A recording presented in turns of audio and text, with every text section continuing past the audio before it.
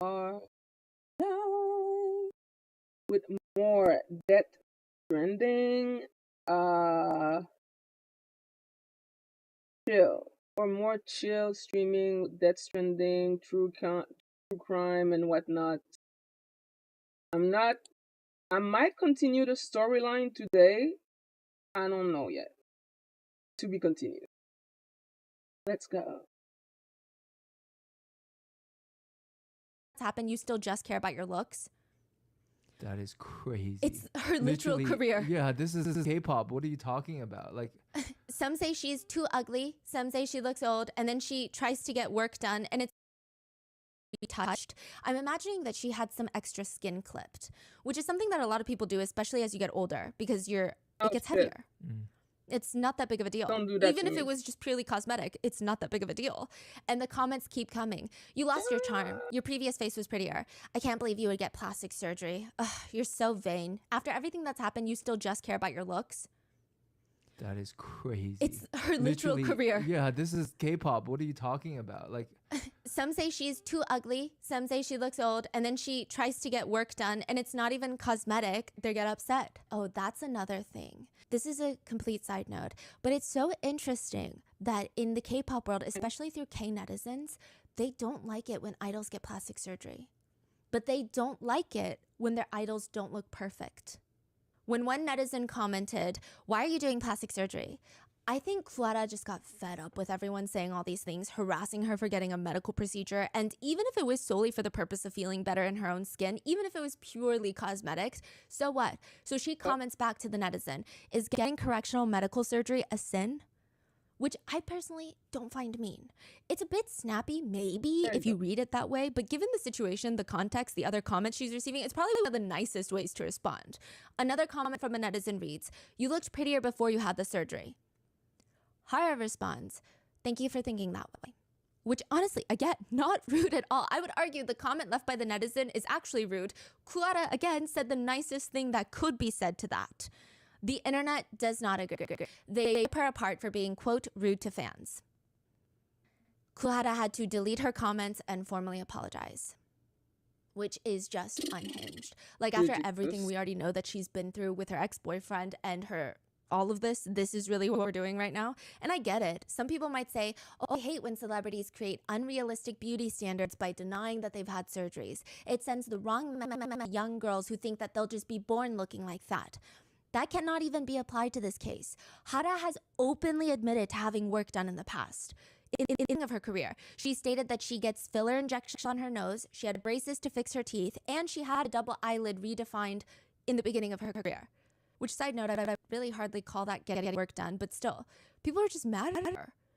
She later posted another Instagram picture with a link, basically trying to get everyone to understand where she's coming from. She wasn't trying to be rude to a fan. She writes, "Ever since I debuted at a young age, I've suffered from a lot of malicious comments and psychological pain. Of course, there was a reason I got eye surgery at that young age. One of the reasons why was because I no longer wanted to be hurt by the uncomfortable feeling in my right eye from my muscle twitch. I feel it's better for me to be confident about the things that I want to be confident in. I never once thought I should take action against these malicious commenters. I'm always someone who just lives each day the best as I can. So I hope you can look upon me nicely, no matter what I look like now.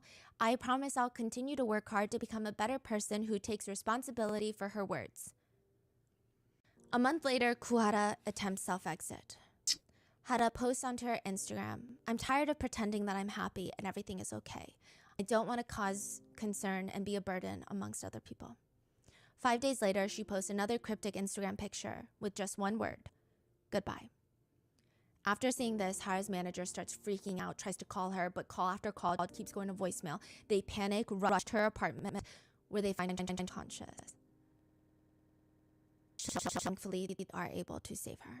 This is her first verified public exit attempt, but later her brother began to address the whole situation. Her first statement is basically a formal apology. She writes, "I'm sorry for causing concern and causing a big scene. In terms of health, I am recovering. I have been in agony for a number of overlapping issues, but from now on, I will harden my heart and try to show up healthy. I will overcome it and show you the best Hara possible." A little while later, her second post addresses the hate comments she's still getting. She writes, "I will take action against malicious comments in the future. There's no excuse for malicious comments. For my mental health's sake, I want to become a person that you can look at with pretty eyes." So she's basically saying, you don't like me? Like, I want to be someone you can like for the own sake of my mental health so you won't bully me anymore. Like, she's basically saying, I want to be that person too, okay? And say things with pretty words and a pretty heart, but depression is not easy. People say, I'm too comfortable and that's why I'm depressed. My life is all thanks to the hard work that I've put in. Don't you know that you too might be depressed and sick too if you're leaving these types of comments? Where are the pretty people that wear the pretty hearts that find broken hearts together and wrap their loving arms around them together? I'm gonna work hard and I'm gonna overcome it and become positive and show you a better side of me. You should try that too. She's talking to the haters. Celebrities aren't people just making a living off publicity. They have to be more careful about their personal lives than anybody else. And more than anybody else, they have a pain that they can't talk to others about. Even if they do, most people don't understand it. You're free to speak your mind and you can think about who you are, but you should think about who you are, what kind of person you are, before you spread that kind of hatred. Personally, I think it's really beautifully worded. Yeah. I think it's a She nice had to message apologize for again? people who have been cyberbullying her for a few months, if not years.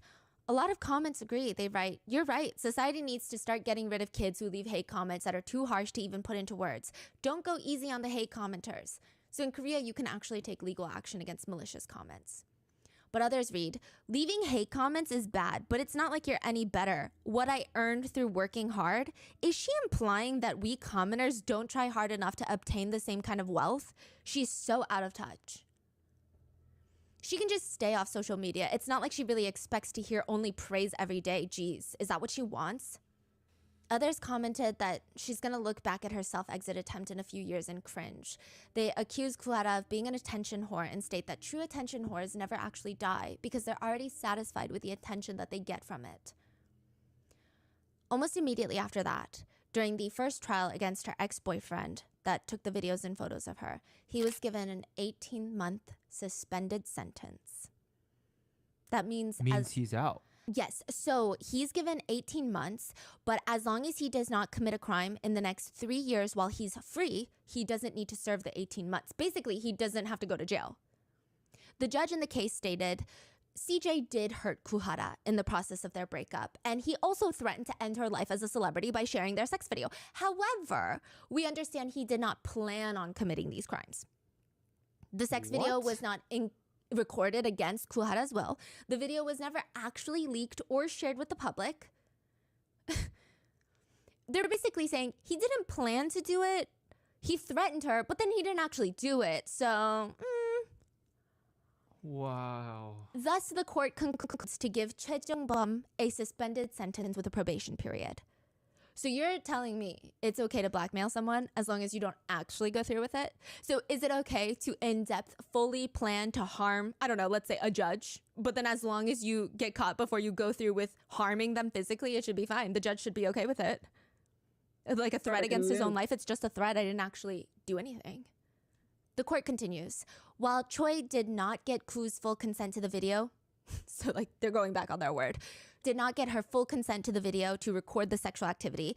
Those two were, in fact, involved in a romantic relationship at the time of the recording, and Gu did not specifically stop Choi from recording either. This is giving, oh, you can't essay your wife because you guys are married. That's what it's giving. Yeah, I think that's what they believed. Yeah. Yeah. So 2019 is a very rough year for Kuhara. After her self-exit attempt, after the depressing verdict from the court, she takes the first step to reach out to reporter Kang to tell her, I heard you've been writing about Burning Sun. I was friends with them. I think I can help you. In 2019, Sully, so this is Sully, not Kuhara, posts a picture of flowers on her Instagram. The caption reads, abolition of laws punishing abortion. Today is an honorable day, freedom to choose for all women. Some comments, and this is 2019, so it's pretty recent. Comments read, abolition of anti-abortion laws isn't a matter that should solely be celebrated, but she's so happy about it. Sully, stop acting like you're woke. Everyone can tell by your actions that you're just stupid. Sully pretends to be aware of things thanks to the backing of social media, but we all know that her brain is empty. Sully's gone crazy posting I wonder what her parents are like. 2019 is not a good year for Seungri either, JJY and Choi of FT Island. JJY is arrested and reporters hound him at the airport. There's a female reporter that approaches him and is like, is everything you said in the messages true? Because the Kakao messages get leaked at this point. And he just responds, sorry. And all the reporters, it turns into a mosh pit at the airport.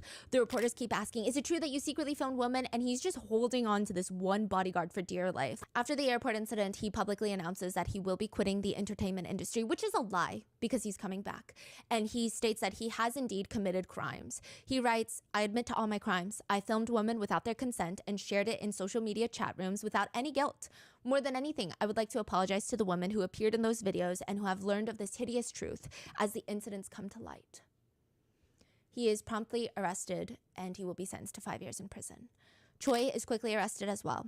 And by mid-2019, things kind of start looking better for the girls. Maybe the tides are shifting. Kuara signs with a new Japanese agency. She releases her first single as a soloist. Kuara's own brother says, obviously, things don't just magically disappear. Her depression is still there, but it appeared that she was feeling more stable.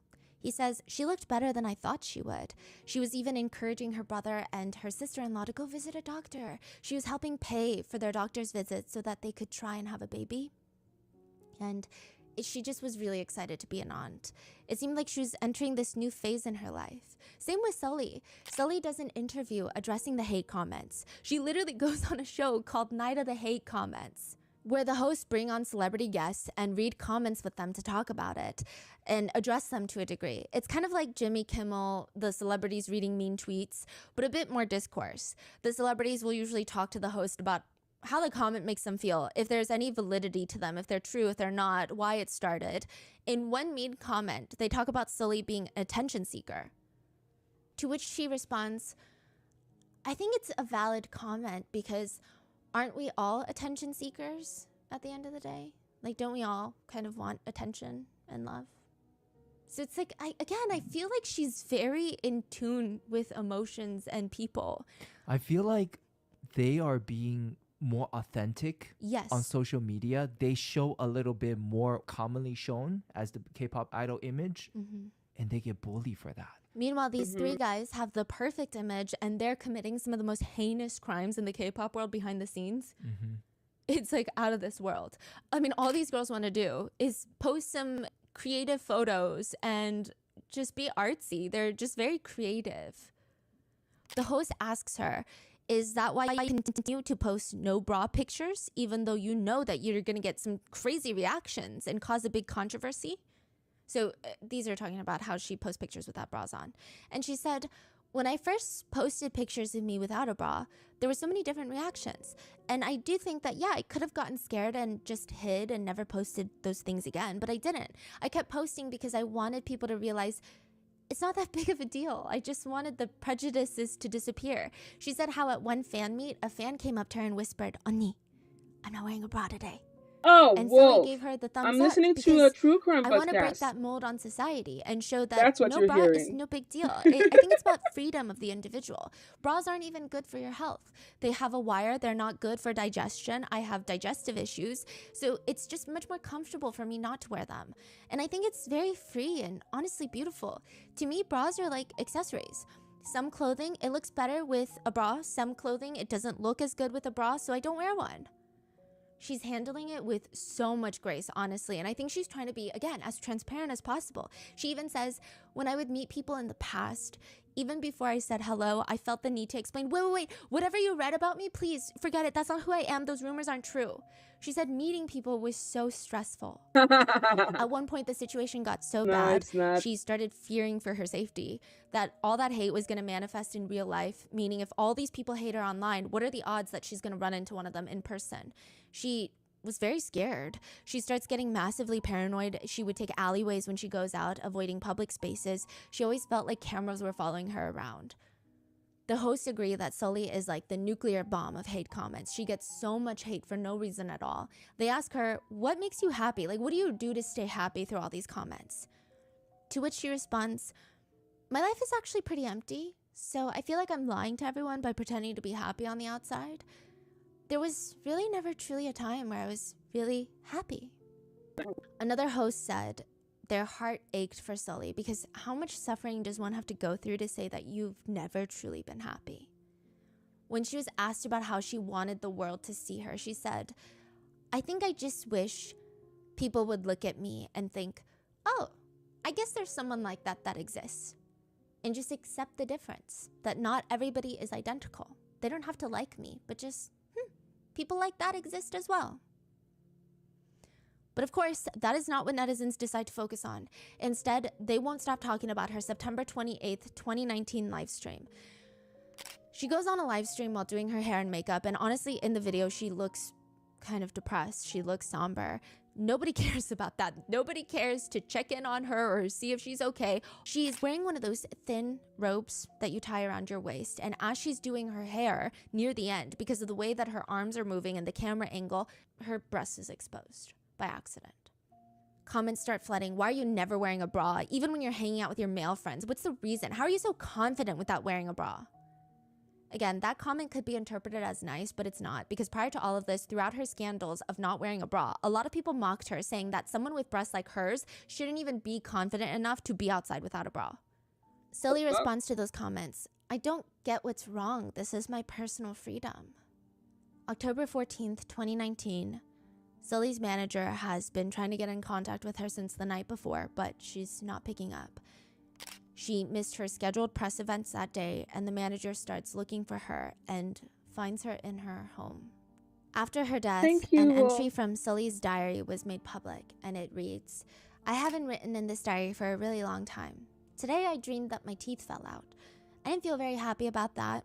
I went to the recording and saw a video of myself, and I look really dirty and ugly. I feel embarrassed thinking people are going to be pointing at me and evaluating me. Why can't I be more confident? If I think about it, I feel like I'm still influenced by the hurt that remains in my heart from a long time ago, despite not being able to remember very well. I've never received infinite love. Dad left me even though I didn't do anything wrong. I felt like Mom might leave me too if I misbehave, so I forgot about myself and I followed her opinions and her wishes." Side note, Sully does have a very complicated relationship with her mom. Friends say that Sully was obsessed with her mom, so obsessed, loved her, followed her around like best friends. And Sully started in the industry as a child star. Her mom is the one that managed all of her finances. Even later when she debuts and becomes of age, she lets her mom handle it all. It's not until later she decides, hey, maybe I should try investing or something by myself. And her mom tells her there's nothing. Nothing at all. All those years, the traumatic years of working in the industry as a child, her mom blew through all of her money from SM Entertainment. Not only is her mom spending all of Sully's money, spending all of her future money. Allegedly, their relationship was never the same after that. In her diary, Sully does speak very highly of Cheja, though, her ex-boyfriend, the rapper that was 14 years older than her, and the relationship made a lot of people turn on her at the time. I have very complicated feelings about massive age gap relationships, especially when the person that's younger is so close to the legal age limit. But a lot of people turned it on her, which is weird. I just didn't expect that. Usually it's on the older person because they bear more responsibility, power imbalance, right? Literally. But I think with this situation, it's kind of hard to really hate him because just the way she speaks about him. She writes in her diary, "Today I went to the nail salon with Cheja." She uses his real name, Uppa. "I'm happy because I feel like we found something else we can do together. I just don't need anything or anyone else. No matter what happens later or what people say, I'm really happy right now. I'm so happy that I don't want to miss any of the emotions that I'm feeling. I want to remember all of them, and I want to feel even the smallest things. He really is such a precious person to me. I cherish everything about him. How can someone be so pure and kind and not calculative and smart and wise and trustworthy and warm? I mean, it's impossible not to love him. He really is precious. He'll probably be the most precious person to me for the rest of my life. I'm happy and I'm so blessed to have met him. I think this is happiness." Sully was later interviewed about her opinions on the Korean entertainment industry as a whole, and she stated that idols should be treated like employees. They should have rights like other employees, and they should have a union for idols to keep them safe. She said, "From my perspective, people just don't see celebrities as humans. When I first entered the industry, and something people wouldn't stop telling me is, you are a product, and you must be the best product with the best quality for the public. She said even the ones who don't tell you straight up that you're a product, they still treated me like one. I have to be something that they want. I have to fear losing my product quality. She said she was so overcome with exhaustion and pressure, she said she just started blaming herself. She states, the only thing I could control was when I caused myself pain. So I blamed myself and I put myself down, and I think that was the only control I had. That's why it was so difficult. I never thought that the system was wrong. There's a movie, The Matrix, where they say, would you rather take the red pill and learn the truth and live a difficult life, or just live without knowing? I often think that had I lived without knowing, I would be living such a happy life. And a lot of new information starts coming to light after Sully's death. Sully once filed a criminal complaint against someone that just kept writing malicious, hateful comments about her nonstop. The police tracked the commenter down, found out that she was an attendee, she was a student at a prestigious university, and was the same age as Sully. Sully, from the goodness of her heart, dropped the charges because she said if she continued, she would graduate and she would have a really hard time finding a job. Later, the university student wrote a very long letter to Sully apologizing, stating she was very sorry that she commented, and she didn't think it was such a big deal at the time because Sully probably wouldn't even see it. She was just stressed at the world and her own life, and she took it out on Sully. Sully's whole message was, you don't have to do what she does. You don't even have to like what she does. But she said, I just wish we could all treat people with more kindness when talking to others. Everyone wants to be treated kindly, to the point where even victims are told to be kind and nice. People always want others to speak with more kindness to themselves. And speaking of college, university, Sully had a few bucket list items. Remember scuba diving? Mm-hmm. She had aquaphobia from a bullying incident. So she went scuba diving. And another huge bucket list item was going to university. In an interview, she said, of the 24 years I've lived, the thing I regret most is not having attended college. I've always wanted to go, but I couldn't. I'll definitely go even if it's later on in life. Sully was in college. And I think that says a lot about Sully. But her classmates really liked her and they respected her a lot. They admired that she just wanted to be there to learn, so everybody kept it a secret. News never leaked that she was in attendance at that college. Nobody knew which classes she was taking. Classmates agreed to respect her privacy and space. They never took pictures, they didn't ask for autographs, they never told their friends that Sully was in their classes. In fact, other than people in her specific class, nobody even knew that she was on campus. Yeah. All the classmates tried their best to treat Sully as just another college girl because that's what she wanted. One of her classmates wrote after her death, Dearest Sully, the campus is starting to be colored with autumn foliage now. I wish you were here to see it.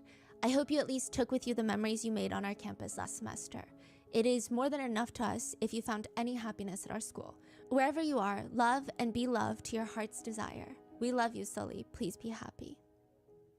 October 15th, 2019, the day after Sully's death, Kuhara starts an Instagram live stream where she seems emotionally unstable and incredibly distraught. She starts crying. Sully, I'm so sorry. Onni is in Japan right now and I can't go back. I'm so sorry. I'm so sorry that I can only say goodbye to you in this way. I'm really sorry. In the place that you're going in that world, do whatever you want to do and be happy. And Onni will keep working and live. And everyone, I'm okay. Sully and I were like really close sisters and I just wanted to say goodbye to Sully. And so I opened up a live and I'm sorry. Please just don't worry about me. I'm sorry, Sully. Goodbye. 묶어서 미안해. 이렇게밖에 인사할 수밖에 없는 게 너무 미안해. 하고 싶은 대로 잘 지내. A lot of people rallied to Kuhara's side and tried to comfort her, but there were still a small group of people that left some crazy comments like, wow, you're really trying to use your friend's death to gain popularity. I mean, the whole live stream, her eyes are so swollen. Even when she's talking, it's so clear. It seems like she just didn't have someone to talk to. She's rubbing her hands together, trying to self-soothe. She's comforting herself. They accuse her of trying to use her friend's death to gain sympathy. Reporter Kang, the one that Kuhara had reached out to earlier to help with Burning Sun, she reaches out to Kuhara. Hara, you're such a brave woman and you're very admirable. I want you to be happy. Hara texts her back. Hello, I'm okay. Yes, I will stay strong and work hard. Kuhara will have one last live stream. She's in a hotel room, and taking from context, it must be really late at night. Late enough that some people are either waking up at that hour, but Kuara explains she just kept waking up. Beginning of the live stream, she's responding to comments, and she's speaking Japanese, Korean, and English, which is honestly crazy. But there's a few alarming things from the live stream. And it's likely hindsight, but it seems that her eyes are glazed over. Not like she's doing drugs, but just she doesn't seem fully present. And of course, it could be the fact that she just woke up from sleep. I don't know. And there's, again, a really heartbreaking part of the live stream. And this could be hindsight again. Towards the end of the live, she gets up and she starts dancing to the music. And I'm sure it's hindsight. But a lot of netizens have pointed out there is almost this like innocence to the way she's dancing. It almost feels like a little girl in her bedroom pretending she's an idol. Mostly pretending that she's okay. Practicing her dance moves. Early in October, Kuara does fly to attend Sully's memorial service, but immediately has to go back to Japan for her work. Then November 22nd, 2019, she comes back home to South Korea. She posts a picture of herself laying in bed with the caption, "Good night." It would later come out that on her private Instagram, she posted a black screen with just the words, "I'm scared." November 24th, 2019, Kuara's brother, who didn't see any of these posts, would get a call from Kuara's housekeeper. She's crying, said that she came to the apartment and Kuara had self-exited. He starts screaming, "Get her down, get her down." But the housekeeper cries to him, "The police have arrived, but they won't let me take her down. They say that they're investigating," indicating she is already likely long past. Kuara was found dead in her home, November 24th, 2019. The same Kuara that nobody knew had been such a pivotal part in the Burning Sun investigation. I mean, even after everything that she went through and her first verified public self-exit attempt, she still wanted to help. She wanted to help expose Burning Sun. She wanted to help find the corrupt police official. She even helped animals. She spent a lot of her time volunteering with animals. She would spend time at shelters just scooping away at piles of poop. She's not even doing like the pretty, "I volunteered at a shelter" work. She's out there doing it all. The shelter owners remember her constantly asking them, "How can I help? How can I help? Just tell me how I can help." She just wanted to help. And basically, everybody failed her. Nobody helped her. Even the judge that was presiding over CJ's case, remember Kuara's ex-boyfriend's trial, right? The one with the blackmail. There was this whole trial in 2019 while she was alive, and the judge presiding over the case, he starts doing some really questionable things. He tells the court that in order to come to an informed decision on the case, the videos need to be viewed in court. What? The videos of Kuara in an intimate position. That is crazy. To make sure that she did not consent to the videos being taken. Basically stating he needs to see for himself. But that would require playing the video in the courtroom. Kuhara's attorney firmly rejected, saying no matter how private the courtroom may be, it is unacceptable for the video to be replayed in public. That would be the second offense to Kuhara. That is crazy that they're suggesting that. The judge changed his mind and stated, "You know what, I agree, which is why I want to watch the video alone in my chambers." Oh my God. Side note, not everyone in the legal community backed up the judge. You would think if he's demanding such a thing, maybe it is the only way, legally speaking, according to the code of the law that I'm not familiar with. Maybe he has a reason, because why would he do something so unhinged? Because he's disgusting. A judge should know what he's doing is right? And making sure all of the parameters are ethical. A lot of people in the legal community spoke out against the judge, stating that even if he doesn't see the video, he should have no trouble determining CJ's sentence. Does it matter if she consented to the video or not? He threatened to destroy her life with it. Exactly. Despite all objections, the judge viewed the video alone in his chambers, and after the judge watched it, Kuara had to privately testify to the judge alone in his chambers for 2 hours. Judge or not, just think about that. I mean, this is a male judge. Crazy. Just think about, again, the re-traumatization that likely Kuara faced. I don't even know if it's something that could be measured. She did everything she could to make sure nobody would see that video. She got down on her knees. And ultimately, the justice system allowed another man, another guy, to watch the video without her explicit consent. Reporter Kang would later say about the CCTV footage of Hara on her knees begging her ex-boyfriend not to release the videos. She said seeing such a massive K-pop star kneeling before a man and begging him not to expose her to the press, it made my heart break. She was so desperate, and as a woman, I understood how she felt. And all for what? After watching the video, after listening to her testimony in private for 2 hours, the judge stated the content in CJ's possession cannot be said to have been taken against her will, even though she did not expressly consent to them. If she didn't expressly consent to them, she didn't consent to them. There is no maybe. It's a yes or no. Consent is not like a maybe it's yes, maybe it's a no. It's a yes or no. But the court argued that Hara knew about these videos and photos before the blackmailing incident. When she found out that he had taken them without her knowing, she didn't immediately delete them. So technically, she consented after the fact. What? Is how they phrase it. That's what the court is arguing, which I think is a really good argument if you just had a lobotomy.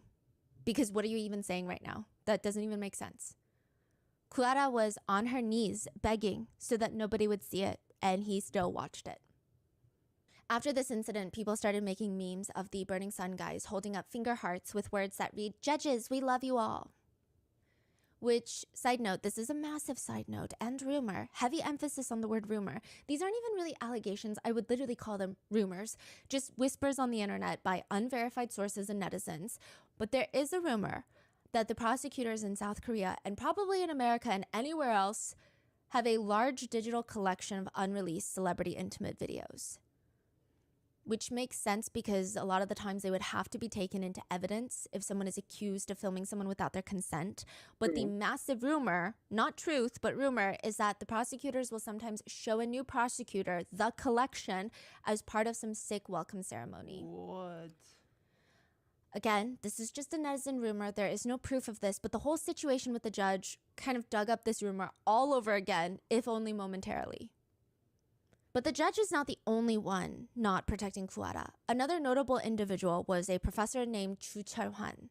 He had brought up Clara's passing in one of his lectures, and he claimed to his class that Clara died because she didn't have a strong enough mentality to withstand malicious comments. He said, you end up like her if you don't have a strong mind. Why do you think people curse at others and hate comment them? It's all an inferiority complex. Why would you make such an extreme choice because of them? You don't need to do that. You need to have a strong mentality. He also stated if Kuhara had come to him for advice, she would not have self-exited. He said if Kuhara met me, she would have never died. I would have changed her. Wait, who is this? A professor at a university. Why is he commenting on this? Nobody knows. Why is he even talking? Nobody knows. But this was shared. All the students were so pissed. They shared it online. She would have never died. I would have changed her. She was too weak, and she just cared too much about what others think about her.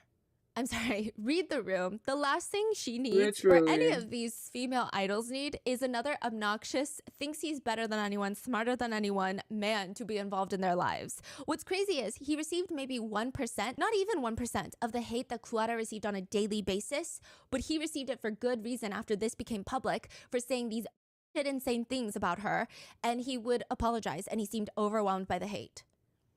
So you should just have a stronger mentality and stop caring about what people think about you.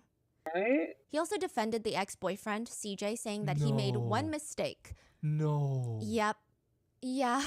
He continues, wow. What if student A made a mistake in high school and filmed a slightly erotic video and we all saw it? Why should anybody die? If it were me, I would have said, so what? So what if others see it? What's wrong with my body? You need to have a strong mentality like that. Why should you choose to die just because someone saw your embarrassing side? What good is that to anybody? Is he fired or no? I don't think Probably so. not. He would later try to excuse the whole lecture by saying that he was trying to teach freshmen how to self-love. Right. I just feel like every man in this story is like a caricature of a villain. Yep. I don't even know, like, why are they doing this? Why are they doing this? It's not most cases. Like, this case is just particularly every single man that has come up in this case. I'm like, please just shut up. Because what are you doing? Maybe there's been a few redeeming men in this whole story. And that's it. Like, what they're doing, it's so bad. Why would he even talk about her? The judge, the professor, these are all people in power with influence and experience that could have protected Kuara and teach future generations about the law and how it's unacceptable to do what CJ did. But instead, they excused him. People remember how hard Hara trained to be an idol. She was balancing idol training, school. She did this when she was 14. She said once, I went to classes even when I was sick and I had nosebleeds. If I didn't practice, I would start getting anxious. In the beginning, it was really hard to adjust. People told me to quit, but I got anxious thinking about, what if I spend the rest of my life not becoming what I want to do? So I worked hard. I fainted a few times from exhaustion, but I couldn't let that stop me. At the time, a lot of Hara's bullies online would say that she doesn't care, she has no talent, she's boy obsessed, she doesn't care about her future, what the world thinks about her. They called her a train wreck. I feel like in their sick minds, they justified that as a reason on leaving some of the most heinous comments you could think of. Clearly, she doesn't care, so it doesn't bother her, obviously. But that's just so not true. Some of Hara's older brother's memories are from when she was first debuted. She was rewatching her KBS Music Bank performance with her group Kara, and at the end she accidentally slipped on some of the falling confetti and she briefly gasped, "Ah!" as she fell. Her brother thought it was a cute moment and it showed how human and natural she is. And I mean, all the fans online were talking about how the confetti do be a little dangerous and they were cheering her on. But Hara was always her biggest critic. She was in tears watching it. She was sobbing about her mistake and how she could have done better. She should have known better. She should have done better. Right. This is the same woman who in 2013, Kara was touring in Japan, and after performing several stages in one day, she collapsed on stage. She had to be carried off the stage. She was given aid, and she forced herself back on the stage before the concert ended. When the concert ended, she was immediately rushed to the hospital and she was back to performing the very next day, an entire set. You would think that netizens at the time would have a lot of respect and praise for her dedication for her work, but this is what was being said online. The top comment on that article that has over 6,000 likes reads, Kara faints during Radio Star after Hara throws water bottle. Because remember, she threw a water bottle on the No, Radio she Star show. didn't. Wait, what? How is that related to this? It's not. They're just saying like, a better headline would be she faints after throwing a water bottle because she was known for throwing a water bottle. Another few read, should have been more careful. Maybe she tripped on the water bottles that she threw. That's what happens when you starve yourself to diet. Just eat food and stop being so vain. Hara said one of her favorite quotes was, smiling through the times you're tired and giving your best at work. The day after Kuara's death, a lot of idols were on their way to Vietnam for the Asia Artist Awards. A lot of them were seen wearing all black, likely out of respect for Kuara. Idols went on to social media to pay tribute to Hara, and a lot of groups even rescheduled their comebacks and listening parties. One that stood out was an Instagram post of somebody who knew her since she was a child, and it reads, our Annie was famous ever since I was in elementary school. I once went to a dance academy with a friend, and when my friend pointed at Annie, Kuara, I looked and I saw this pretty and very skinny girl in loose clothing sweating buckets as she danced with all her energy. I couldn't see anybody else in that dance studio but her. Would people know now that young and small child practiced so hard to the point of breaking her body to get where she was? It was later revealed that Kuara's diary was found, and I'm assuming with the approval of her family, snippets of her diary were released on JTBC. One diary entry just reads, it's all right, it's all right, it's all right, Hara, it's all right, it's all right, it's all right. Another one reads, Hara, it's all right, it doesn't hurt, it's all right. Another one reads, it's all right, it doesn't hurt, it'll pass, it's all right. God, please forgive me. God, Jesus Father, wise God, please watch over my disappointing self one more time. By your nourishing power, thank you for comforting me. Thank you. She also wrote about how she being sensitive was the cause of her own unhappiness. She felt like she had this gaping hole in her life from not having her mom, but she needs to focus on being more happy in the future. She writes, what you say, what you think, it comes true and is put into practice. I have to protect myself first, and I know myself very well. But I'm more desperate than anyone, and I want to feel. More than anyone, I can hurt. I guess I deserve to hurt. One entry that stands out is Kuara writes about being allowed to be loved. She writes, is my existence bothersome? Who am I? What should I do? I wonder who I am and if I'm allowed to be loved. Am I someone that can be loved? Do I need to be loved? There is a comment under the BBC documentary that I think sums up most of our feelings about this case. And it reads, I think really if there is such a thing as hell, we are living in it. The innocent die early and evil men live long lives until they start on walls. Speaking of, small side note, after Kuara's death, one of CJ's friends, so her ex-boyfriend that tried to ruin her career by releasing revenge videos of her, his friend posted online, CJ is having a difficult time ever since the controversy about the assault and the revenge videos. After he heard about Kuara's passing, he hasn't been coping well. Everything related to her is a very sensitive situation for him, so the colleagues are deciding not to talk about it. It's difficult for me to tell you anything more. What? Wow. In 2020, Seungri pleads guilty and is sentenced to 18 months in prison. Choi gets 2.6 years, JJY is sentenced to 5 years, and by now, they're all free. Choi, the former friend of Hara's, the one that she was able to convince to give up the name of the police official, he was part of the band FT Island. He was one of the first released. He's also the one that was filmed at church. Do you remember that in episode 1? When he gets out, reporters find him in the church parking lot, to which his mom starts screaming at the reporters, defending her son, essentially saying, God already forgave my baby boy, so who is the world to judge him? 엄마, 기자분들이 오셨는데 막 인터뷰 하시네? 아니 그걸 왜 물어봐요? 가요. 인터뷰는 하나는 끝나려. 됐어요. 아니면 믿음 안에서 살려고 왜 그래요? That guy, he's trying to make a comeback in the industry. He joined FannyCon, a Japanese fan community platform. It appears to have kind of a subscription-based model. So if fans want, they can pay and join a celebrity's channel and get more intimate updates. Kind of like a Patreon, I imagine. And he wrote, "Greetings after 5 years. How are you? I received strength from each and every one of you, and I was able to gather the strength to appear in front of you now. Thank you so much. I hope I can communicate with my fandom here. I want to show you everything about me, including what I want to do with my future and my personal life. I will try to create a bright future with everyone. So please support me. Thank you very much."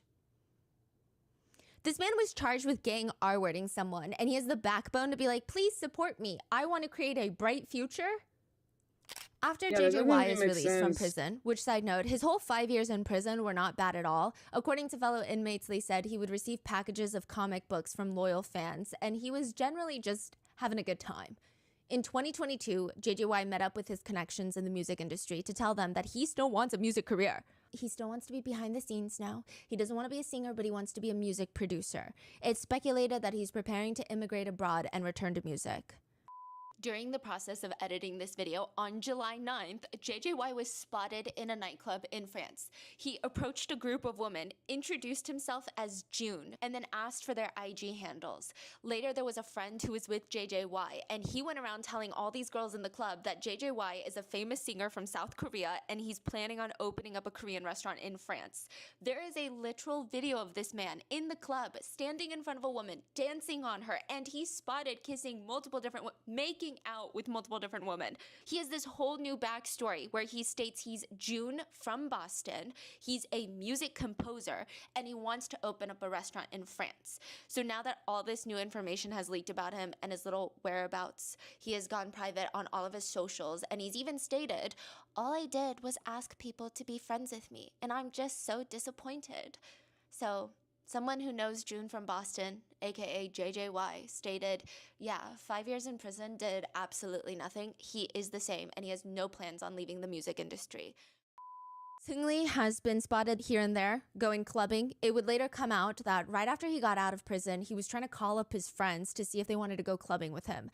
One acquaintance who is said to have been close said, he called me after he got out of prison and asked me how I was doing. His voice was calmer, but other than that, it didn't seem like he changed much. Another alleged friend stated, he's living his day-to-day life with a pretty bright attitude. There were talks that Seungri was trying to get back into the clubbing business, and the first rumor was that he was trying to open up a club in Hong Kong. He was spotted socializing in Hong Kong. A few Hong Kong netizens stated that they heard through the grapevine he's permanently living in Hong Kong. It got to the point where the government had to come out and say, we didn't give this guy a visa through our talent acquisition program, but if he's getting a visa through other ways, we wouldn't know. So like the government would know, but they wouldn't release it to us. I see. So I guess there's multiple ways to get a visa. You could go and I guess marry someone. You could try to apply for different types of visas. But the one that netizens speculated he had was Hong Kong would invite overseas nationals to live and start businesses in Hong Kong. Then you'd get a long-term visa. In Hong Kong side, we did not do that. Yeah, they're like, please, no. Yeah. Wow. The next rumor was that he was going to open up a club in Cambodia where he does have fans that are willing to come to fan meets. I will say, from what I can tell, most Cambodians hate him, but there are a select group of people, just like everywhere else, that support him. He held a fan meet recently where he promised on stage to bring G-Dragon, which ended up going viral and pissing off former Big Bang fans who supported other members because it's just weird. Why are you bringing him into it? It doesn't even seem like they're friendly. He was also promoting Big Bang merchandise, which is very interesting. He also gave this speech on stage in Cambodia, and this speech has somewhat gone viral. He's gripping the mic with all of his strength. He's in a 3-piece suit. He looks like an uncle at a wedding. All eyes are on him, and he screams, You know what I'm saying? I'm going to Cambodia to my friend. My friend told me, you do. Isn't that the countries are dangerous? You Cambodians are okay. Now I can say to my friend, fuck you all.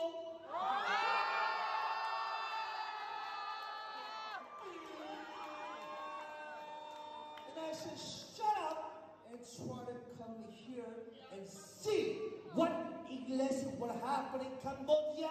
This the greatest country in Asia. and he's like puffing out his chest like an angry peacock. I mean, it's just, okay, taking out the morality of supporting a guy like this, just vibes-wise, this is your man. He's getting off on this attention, and he just keeps going. And I said, shut up and come here and see what is happening in Cambodia. This is the greatest country in Asia. People say that he has a Donald Trump accent. Then with the hand holding the mic, he pumps his fist into the air in a victory position, and the crowd goes wild, honestly. One day, bring the G-Dragon to here.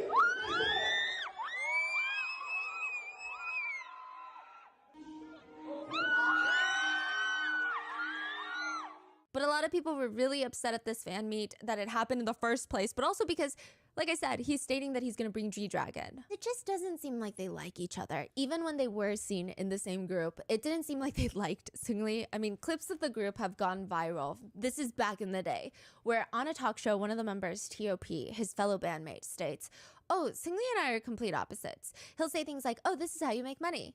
All he does is talk about money. 어느 순간부터 돈에 대한 포커스가 좀 많아진 것 같아. T.O.P. continues, "I get very worried as an older member of the group. He has some good friends, but some of his friends, I get glimpses of them at concerts and they worry me. I get the feeling that they're by his side, not because they like him, but because they like his title. The fact that Seungri plans to work with them very much worries me." 이렇게 언뜻 이제 공연장에서 이제 스쳐 지나가면서 사람 인상을 보면은 Even on stage, there's a clip of Big Bang at a concert, and T.O.P. starts screaming, "After all, Big Bang is for people forever, forever, forever." The other three members put their hands in, like, you know, those athletic games, and they start chanting forever, forever as a play on words, as in 1, 2, 3, 4. But Big Bang has 5 members, and the member not in the pile is Seungri. 무대에 내려오면 저희랑 같이 있질 않아요. 아, 워낙에 또 이제 일들이 많으셔서 네, 또 일이 사업도 많고. 많고. It just seemed that as if hindsight, the band members were over him. One straight up joked in an interview that Seungri, stop being a scammer or you're going to end up in jail. The way they talk Wait, one person said that? Yeah.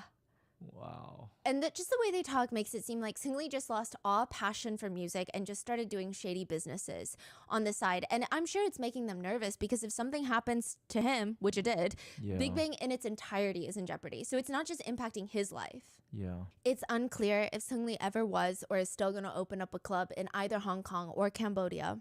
But another allegation starts popping up and going viral. A netizen from China posts on Weibo, so the Chinese Twitter, that she was at a hot pot restaurant. Seungri happened to be sitting next to her with a table full of girls.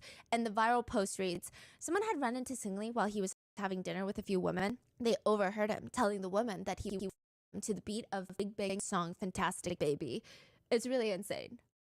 Really, like, I wish he would just back to a jail cell. He really is like a fat uncle now. I'm laughing my head off at the conversations he was having with the girls the whole night while eating. Like, literally, he's gonna to the beat of Fantastic Baby. Fantastic Baby was released in 2012. This allegedly took place in 2024. The comments read under that post, "Can they take him back to jail for a lifetime, please?" And another depressing development in this case is, remember Kuara's first dating scandal? She was confirmed to have been dating a fellow idol, Young Junyoung.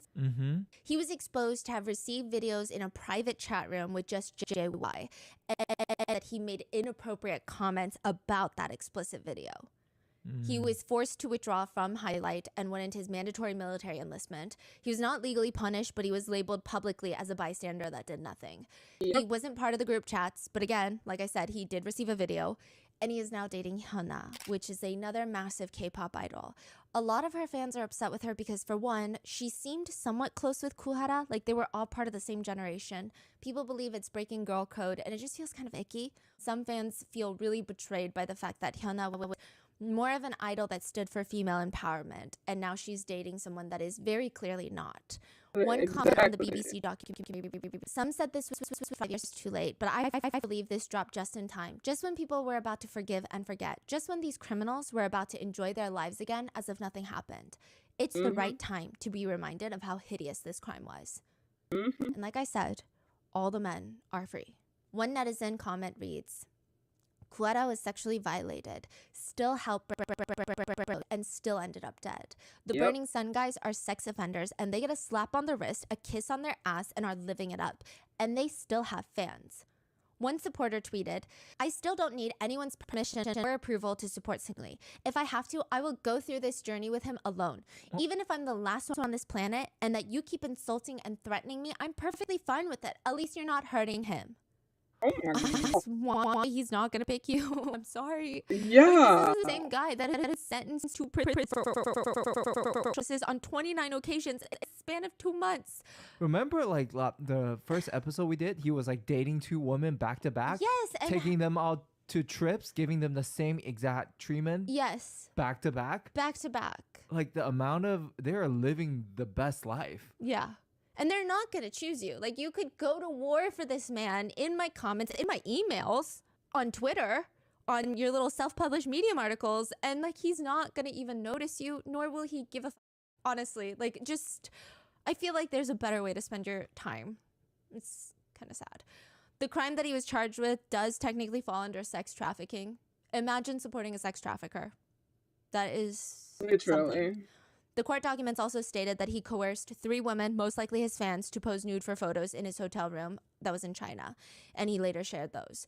But maybe it's this clip that really did it for them. This clip has resurfaced since the BBC documentary. It's Seungri on a reality show called I Live Alone. The clip has gone viral on Twitter with over 7 million views. Mainly people hate watching and trying to understand what's going on.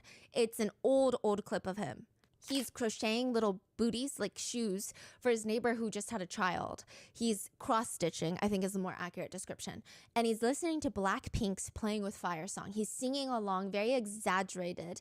At one point, he's asked by the producers why he's cross-stitching, to which he responds, my neighbor recently had a baby. I thought I should give her a heartfelt gift. In fact, I used to enjoy cross-stitching when I was a kid. I thought I could reminisce old memories and use my little talent while preparing a homemade gift for her. He starts cross-stitching, dancing, and then he pokes his finger with the needle and immediately drops everything to fall on the floor and overreact, rolling around, screaming, ah, ah. It's very cringe. I feel like my 3-year-old niece could act better than him.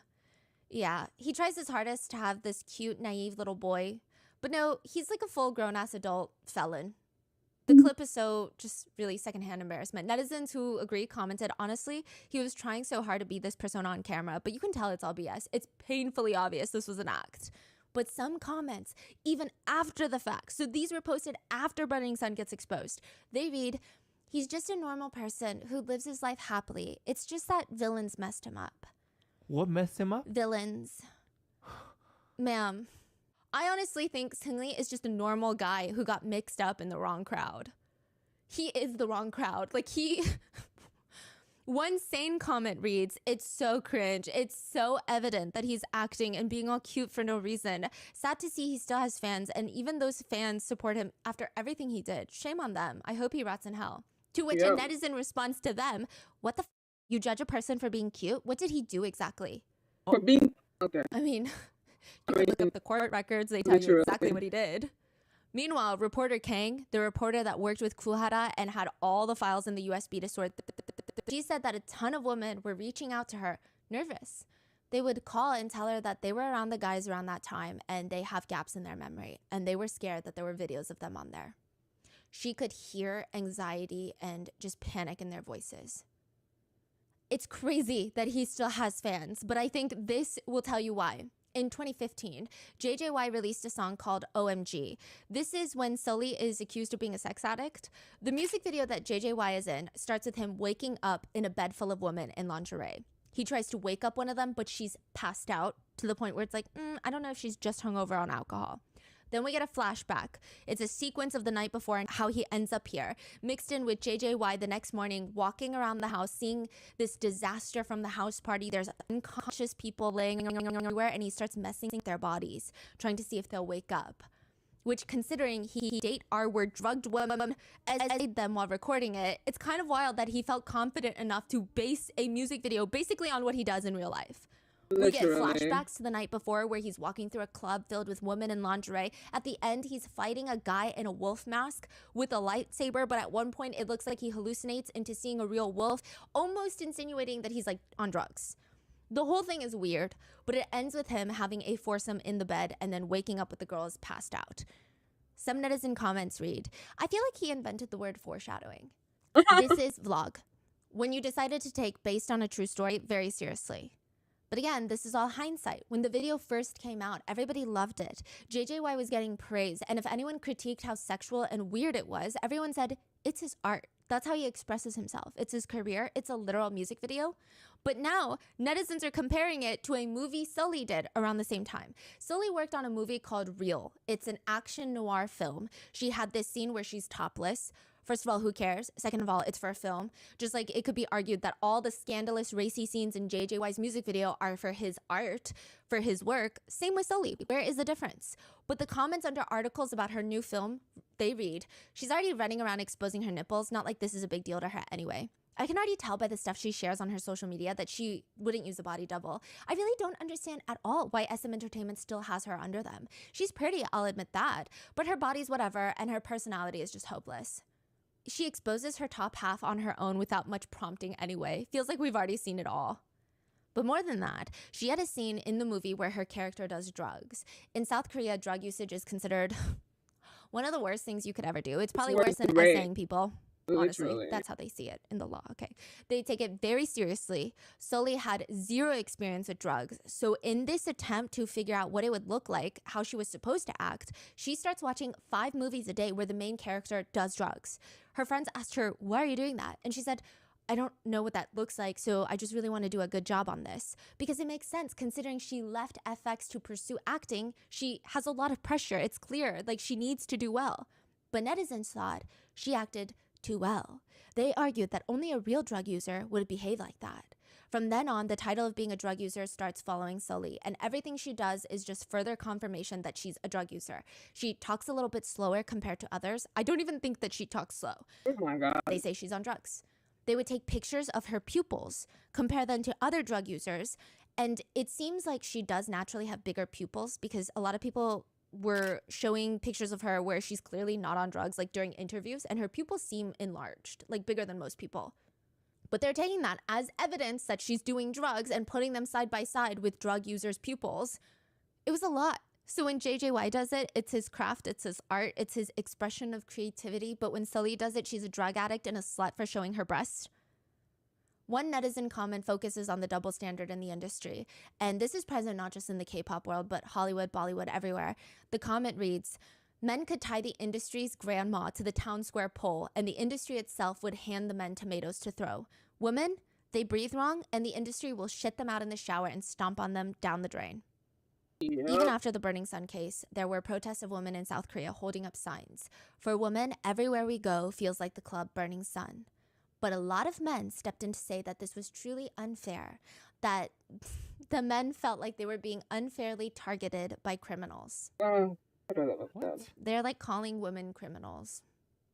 Yeah, I mean, it's everywhere. It's in the US too. You bring it up and then it's, what about the women that lie and ruin men's lives about SA? So that was what was happening here afterwards. Another friend of Seungri said, if Seungri's Kakao messages are a crime, then aren't all Korean men criminals? What?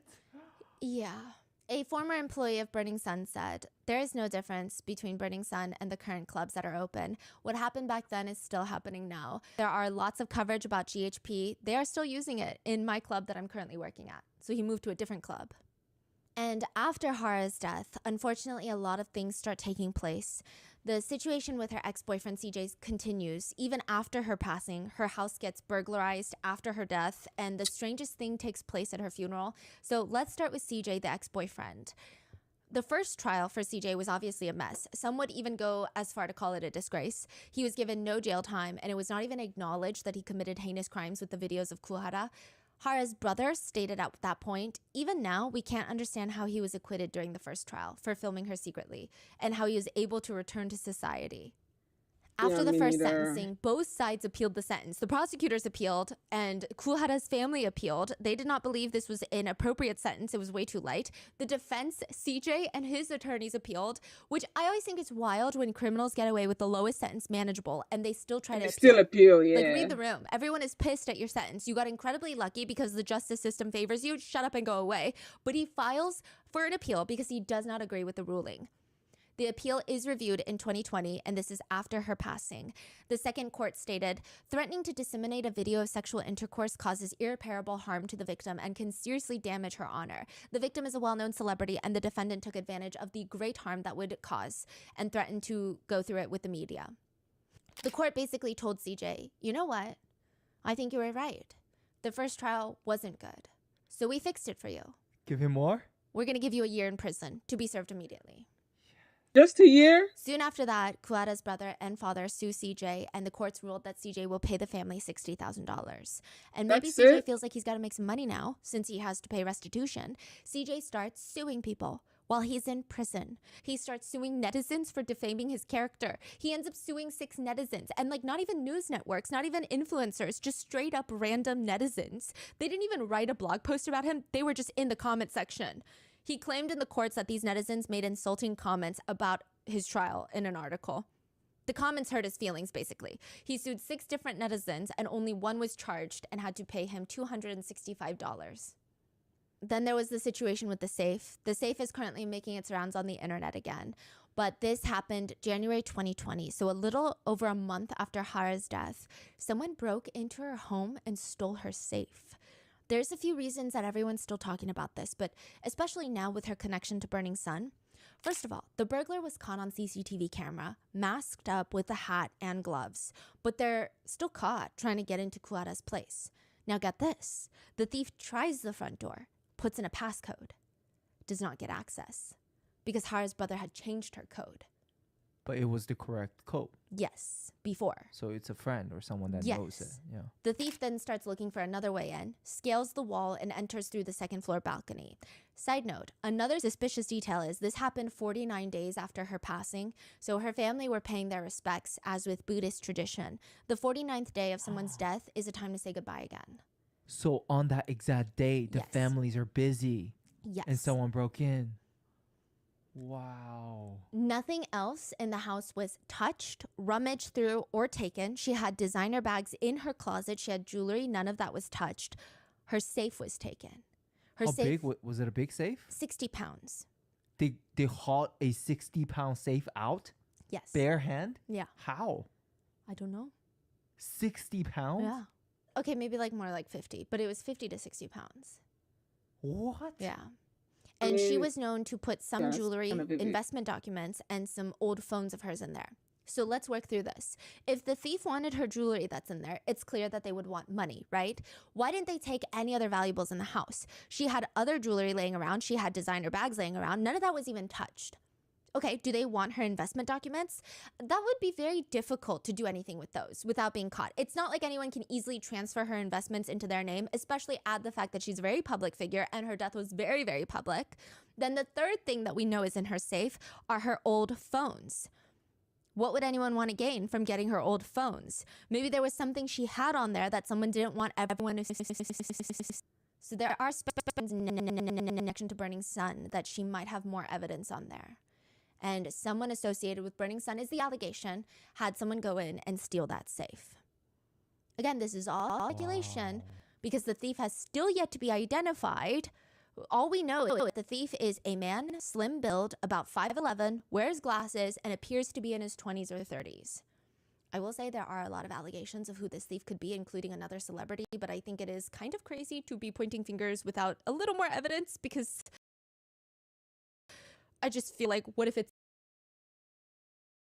not? Like, the damage it would do if it's not is crazy. Yeah. So, but it's someone that's fit enough to carry a safe that big, though. To make the situation even messier after her death, reports start coming out about a strange woman at her funeral. They stated that at Cuara's funeral, there was an oddly smiley woman there that kept asking other celebrities for photos at her funeral. Like, oh, can I take a selfie with you? She would go up to celebrities, shake their hands, and say, I saw you on TV. Can we take a photo? People were confused. A lot of Cuara's friends, who also happened to be famous, were very uncomfortable. And not only that, the lady requesting photos with the idols, she had a lot of makeup on, almost like she got her makeup done for this event. And she was just smiling in a way that was not fitting for a funeral. It was bright smiling. It wasn't even smiling because you're trying to remember that person in this loving, happy way. All of this was made even more uncomfortable by the fact that that strange lady is Cuara's mom. Hara barely knew this woman. The only memory that she has of her mom is that that's her biological mom, and the fact that she used to use Hara, her own daughter, that's only in kindergarten at this point, to make excuses to go cheat on her husband. Yeah. Cuara's real family only consisted of her dad and her older brother. Her brother would say about their mom, when I was 11 and Hara was 9, she left us. She just disappeared. She just left without even saying goodbye. The same day, Hara's older brother found their dad unconscious and foaming at the mouth after swallowing handfuls of sleep pills. He said, I remember that day my mother left home. I was so young, so I wasn't sure she left. My father asked my sister in an odd kind of way, is there anything else you want to have? That night, he attempted to self-exit. He said, my sister and I watched together as my father was put in an ambulance. To my sister Hara, who was only in 2nd grade at the time, our mother's sudden absence and my father's pain must have caused her sadness. It was a huge thing for them. Thankfully, their father survived, but it was always a wound that they would have. Side note, they were 2017, Cuara does reach out one time.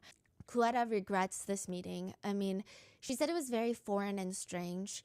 The energy was just off, which turned out to be true. There were allegations that Cuara's mom was mainly interested in being able to brag that she was Cuara's mom. Their very first meeting after so long, Cuara just wanted to meet her, talk to her, get a hug, get some closure.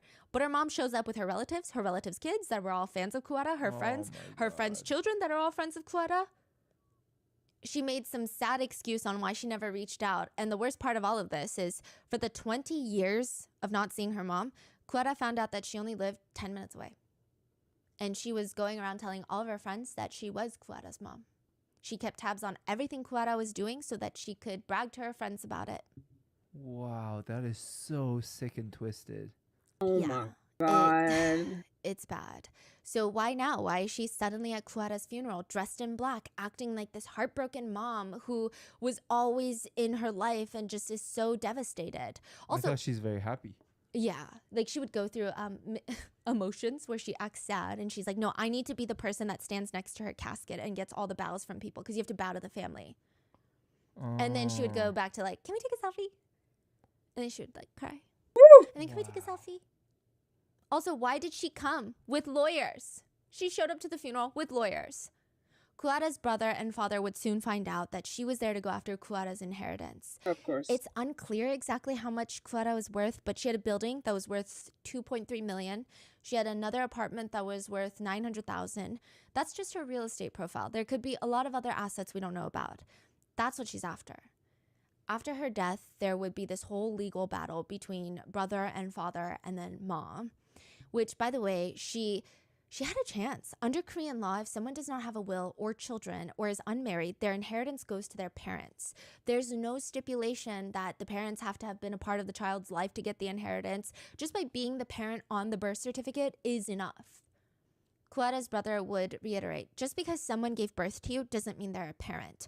A person who abandoned us and even gave up her parental rights is trying to take away assets earned through Hara's hard work. And that just means our laws are unjust. This prompted the brother to start a petition for an act to be introduced into law to protect the assets of children that are abandoned or abused by their parents. After almost 5 years, the act would be passed, the Kuhara Act. Kuhara's brother is using the inheritance to set up a foundation to help single parents. The last messages that he's ever sent his sister were, "I'm begging you, please don't have any negative thoughts, don't get sick, take care of your health, and sometime in the future, I hope you get married, have children, and live for a very long time. When you're sad, just cry it out. I know it's hard to let it out, but I love you, little sister." She responds, "I love you, Oppa, don't worry." "You must be so sad. My heart aches like crazy too. Eat something delicious in Japan. I'll bring some delicious food tomorrow." Okay. He was gonna go over the weekend that she died. She told him no, she wanted to go to a party. She didn't ever go to a party. Hara, before her death, kept encouraging her brother and sister-in-law to have kids, so much so that she even paid for their doctor's visit so that they could try to conceive. After Hara's funeral, her brother came home. He was a mess at this point, and his wife was in tears, and she told him that she was pregnant. He said, "I cried so much then. I was so sad. If she had just waited a few days, if she hadn't made that choice, she would have been an aunt." August 10th, 2020, Kuara's niece, Kuharin, was born. Hara's brother would say, "She reminds me so much of my little sister, and it makes me cry." Our Hara always talked about wanting a niece and even bought us nutritional supplements. We decided to name her after the name that she thought was the prettiest.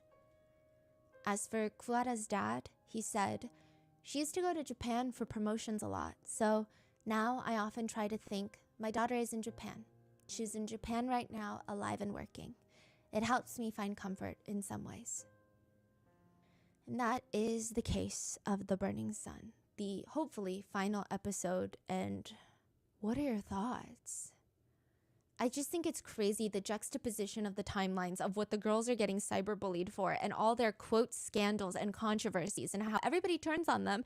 And then these guys are doing some of the most heinous crimes imaginable, and they still to this day have fans. They have supporters. What are your thoughts? Let me know in the comments, and please stay safe. I will see you guys in the next one.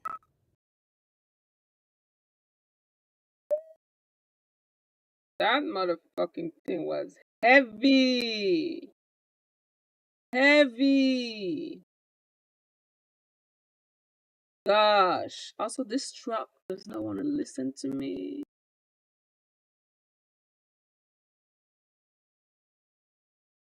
Alright, truck. Shit. Get in there. Thank you. Okay. Time to listen to something not sad, because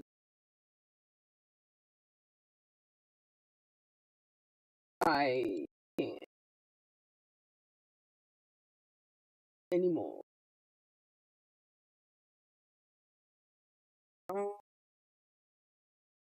Let's see.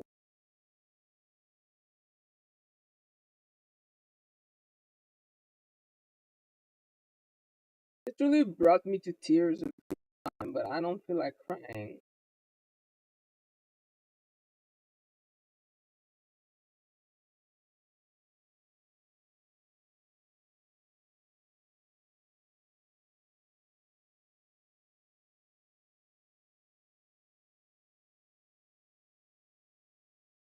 Okay.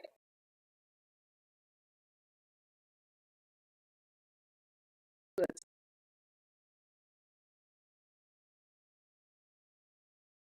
Angela and Amanda. Wait, what?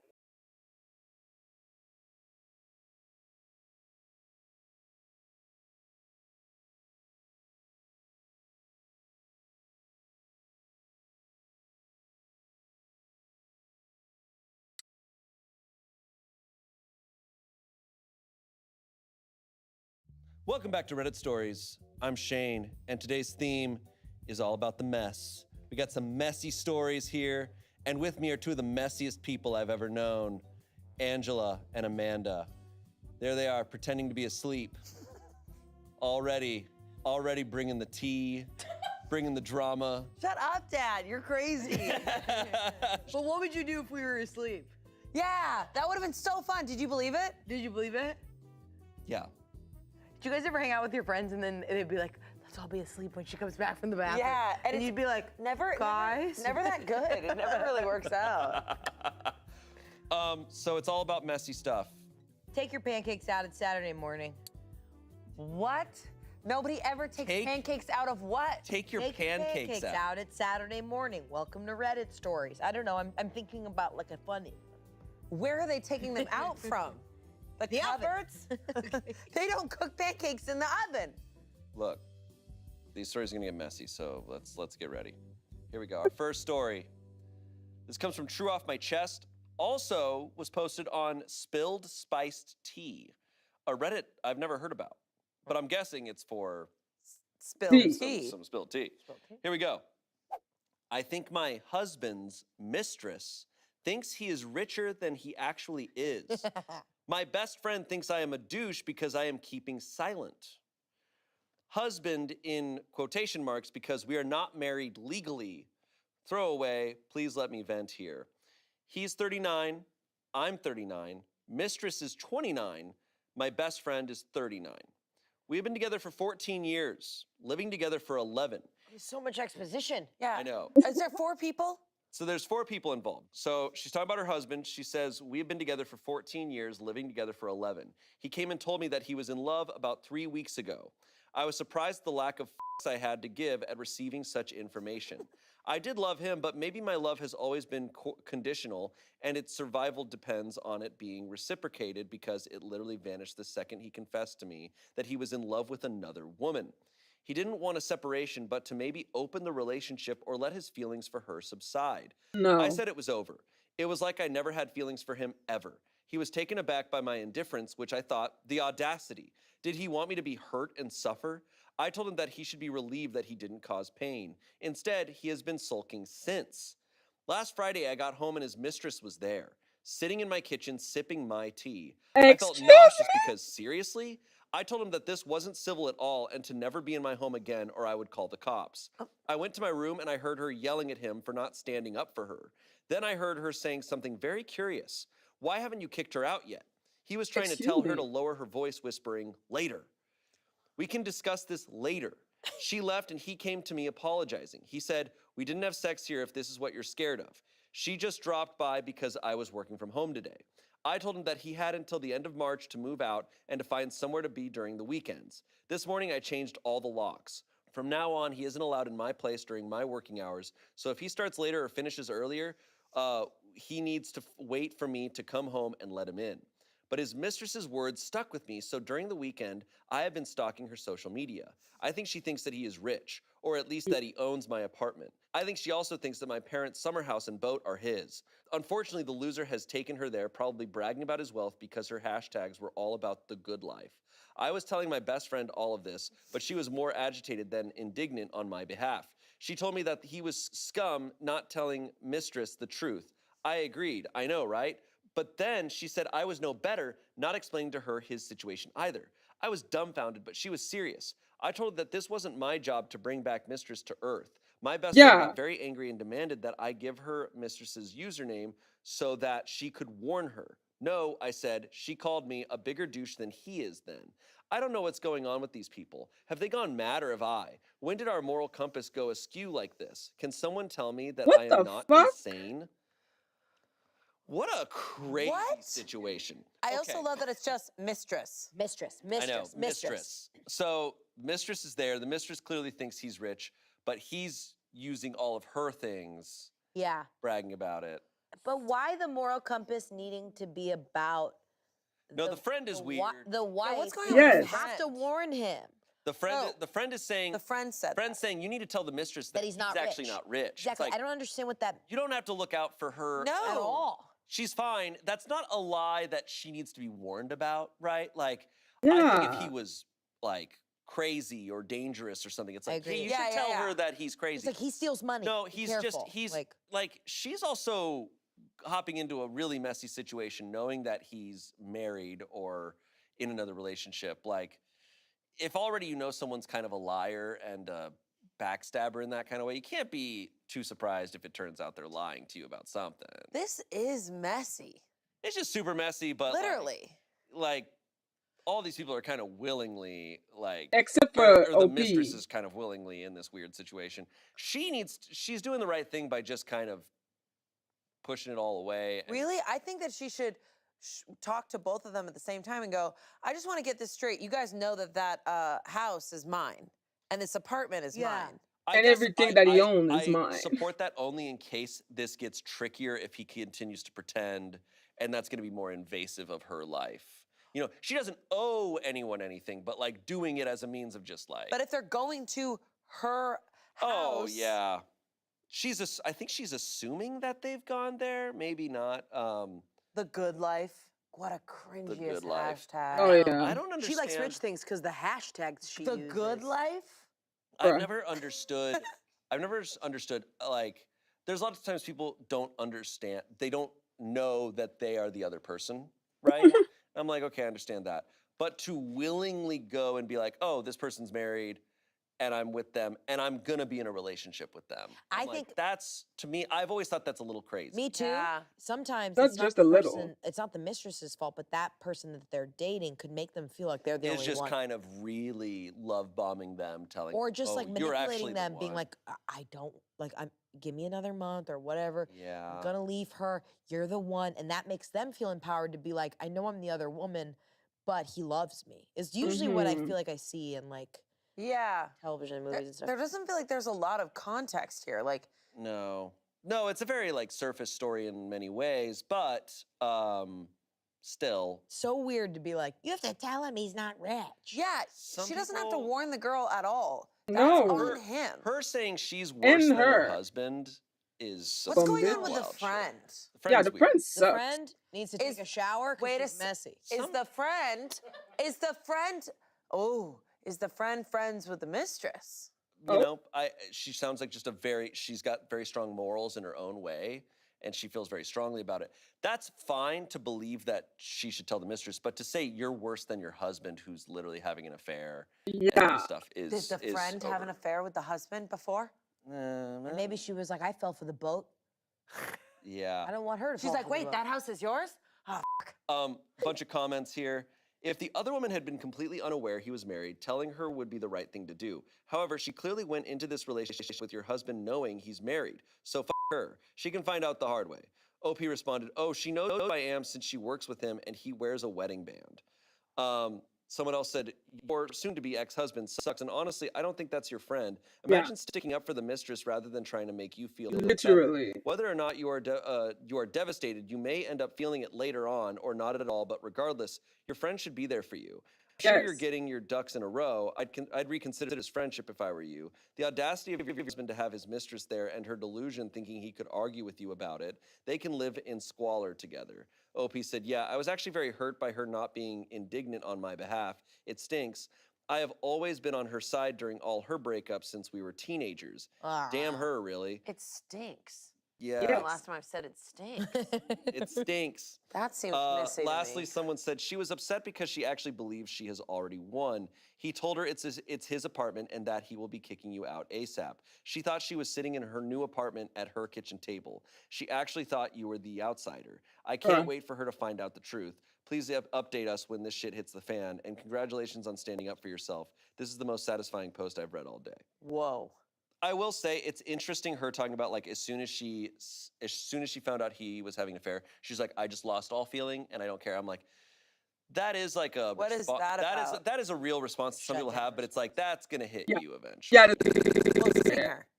I think as she wrote this, it's hitting I think it's her. hitting her. I think it's hitting her probably more than she's realizing. It's easy when you get on and you write to be like, I didn't feel anything and I don't feel anything. It's like, Yeah. And then It's all gonna night you check hit the her. comments. Yeah, later. it hits in different ways for people. Someone also said, your friend sucks for caring more about the woman who chose to help hurt you than about you. OP said, I am having suspicions now about how her and her husband's relationship started, to be honest. He was married once before, but from what we understood at the time, he was divorced way before she met him. Now I'm not sure, or why would she be so empathetic to mistress? What the Yeah, the best friend is his ex-wife. No. No. The wife used to be a mistress. No, the best friend. Hey, this is messy. No. We're gonna figure this out. No, sorry. The OP is saying that her friend, her friend's husband was married before, so she thinks her best friend might have been a mistress at one point. Wait. So her best friend is relating to the mistress. To the mistress, so it's not as complicated as we made it. Yeah. No, that's what she's saying. She's like, oh, maybe this was a situation she had A lived mistress through. knows a mistress. Yeah. A mistress A supports mistress a mistress. can find a mistress. I can't wait to figure out what mistress's name is. Yeah. Yeah. Yeah. Messy. Very messy. Very weird. Wow. Update? No update. What the hell? Yeah. Get out of here. But guys, we're moving on to. Oh, we're moving That's on it? to it. That's To a it. hitter? Wait, what are we moving on to? As someone who's been on Reddit a long time, these types of posts I have seen all the time. Oh my God, here we go. It is a tale as old as time on Reddit. It's a tale as old as time, I think, in general. Unfortunately, here we go. It comes from the subreddit Today I F***ed Up. Oh, Guys, boy. no, it's the tale as old as time. Get ready. Okay. Today I f***ed up by agreeing to a threesome with my best friend. Oh, for fuck's sake. Oh. Not again. Last time. That's a Disney movie. Truly, Threesomes. I have seen this post or similar types of posts so many times, and they are always so similar that the comments are all at this point just like, well, here we go again. It's a couple bringing in one of the best friends. Let's see, because it's. Let's see. I mean, it might be I think this is different. Might be messier. I think this somehow might be worse. No, it's always seems like it goes wrong. Could be good. A 19-year-old woman, and my best friend, Eva, a 19-year-old woman, have been inseparable since 5th grade. Her and I are polar opposites. I'm mixed on the shorter side with brown eyes and hair, and a bit chunky, I'll admit, while Eva is white, blonde hair, green eyes with a lanky, athletic build. She's very extroverted. I'm on the shy side. She's the one that got all the boys' attention. I was the supportive best friend. I've always thought she was the most attractive girl I've had the pleasure of meeting. Earlier last week, Eva said she's been watching a lot of threesome porn and started having thoughts about being with another girl. I'm bisexual myself and pretty shy when it comes to sex, as I only lost my virginity last year and have had one sexual partner since.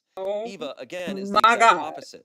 She's been sexual since her early teens and has been open about her sex life. We have always joked about being gay for each other. We give each other a quick peck on the lips when we have to go after hanging out. And we even made a pact that if we're not married by 30, we'll marry each other. So this led to me jokingly saying that we should have a threesome with someone to find out if she's bi or not. I'm just joking. I'm just joking. And she seriously agreed, which I obviously didn't turn down. We decided to make a Tinder account with both of us explaining how we just want someone, preferably a guy, as per her request, to join us with no strings attached. After finding a suitable match, we met up beforehand to explain the boundaries and rules we talked about. The next day would be when it all happened. For me, it was a great experience, and afterwards, Eva agreed. Now, as much as me and Eva are opposite, one thing we absolutely do have in common is our taste in men. No. I don't want to sound pretentious, but I do feel the man paid a bit more attention to me than Eva. Later, the guy we were intimate with gave me his number afterwards while Eva was cleaning up in the bathroom. I thought he did the same with her. This is where it all falls apart. After the fact, she said she knew she said no strings attached, but she wanted to see the guy again. I, of course, told her to go for it, but when she checked on Tinder to message him, he was unmatched. She wasn't too happy about it. I just said to text him, and she said she didn't have his number. Confused, I said, well, he gave it I have it. Yeah. Confused, I said, well, he gave it to me. She got absolutely furious, saying how that was selfish and rude, that I was trying to keep him for myself, and I wanted too much attention from men. I tried to explain that I thought he had also given her his number, but she wouldn't listen. We haven't had a fight this big ever. She hasn't called or texted me back since then. I feel like such a bad friend for letting conversations since. I just don't want 8 years of friendship going down the drain, especially if it's my fault. Your fault? Not your fault. Not your friend. It's fault. It sounds like all those times it's just a supportive friend and got the guys. It sounds like she never even let you get guys. Or she's not used to not being the chosen one. This chosen one. Not being the chosen. This threesome went very differently than most Me others. too. Most posts. Hey, what? Stop that. Hey, what?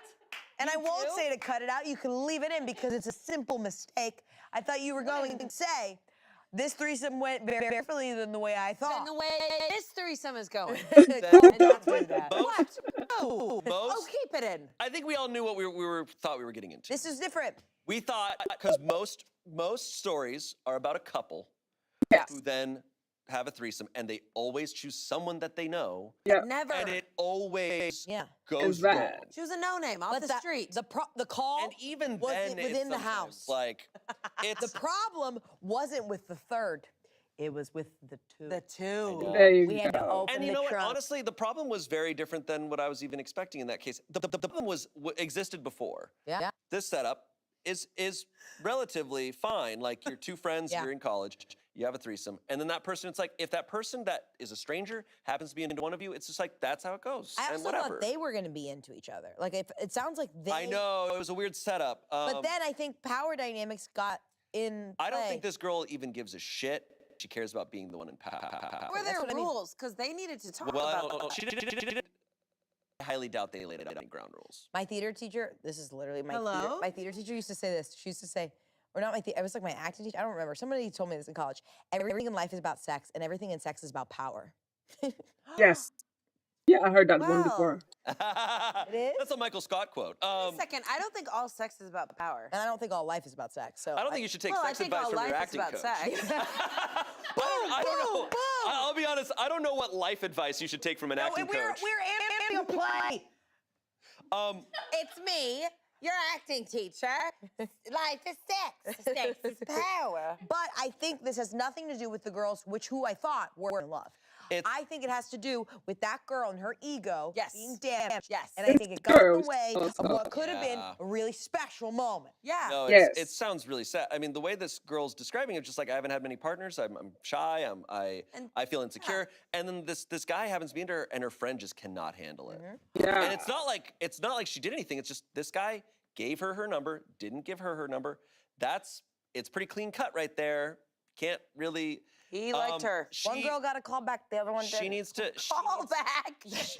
I think, unfortunately, at 19, it's like, you need to reevaluate Cast list is this up. friendship. Because this friend is going to continue to want to take from you. She's still a child. Her brain is still And the comments developing. seem to agree. Yeah. That's freaking garbage. You didn't let a dude come between you. She did. She got mad that he preferred you. You weren't trying to keep him. You encouraged her to go for it. She should be happy for you, not mad at you.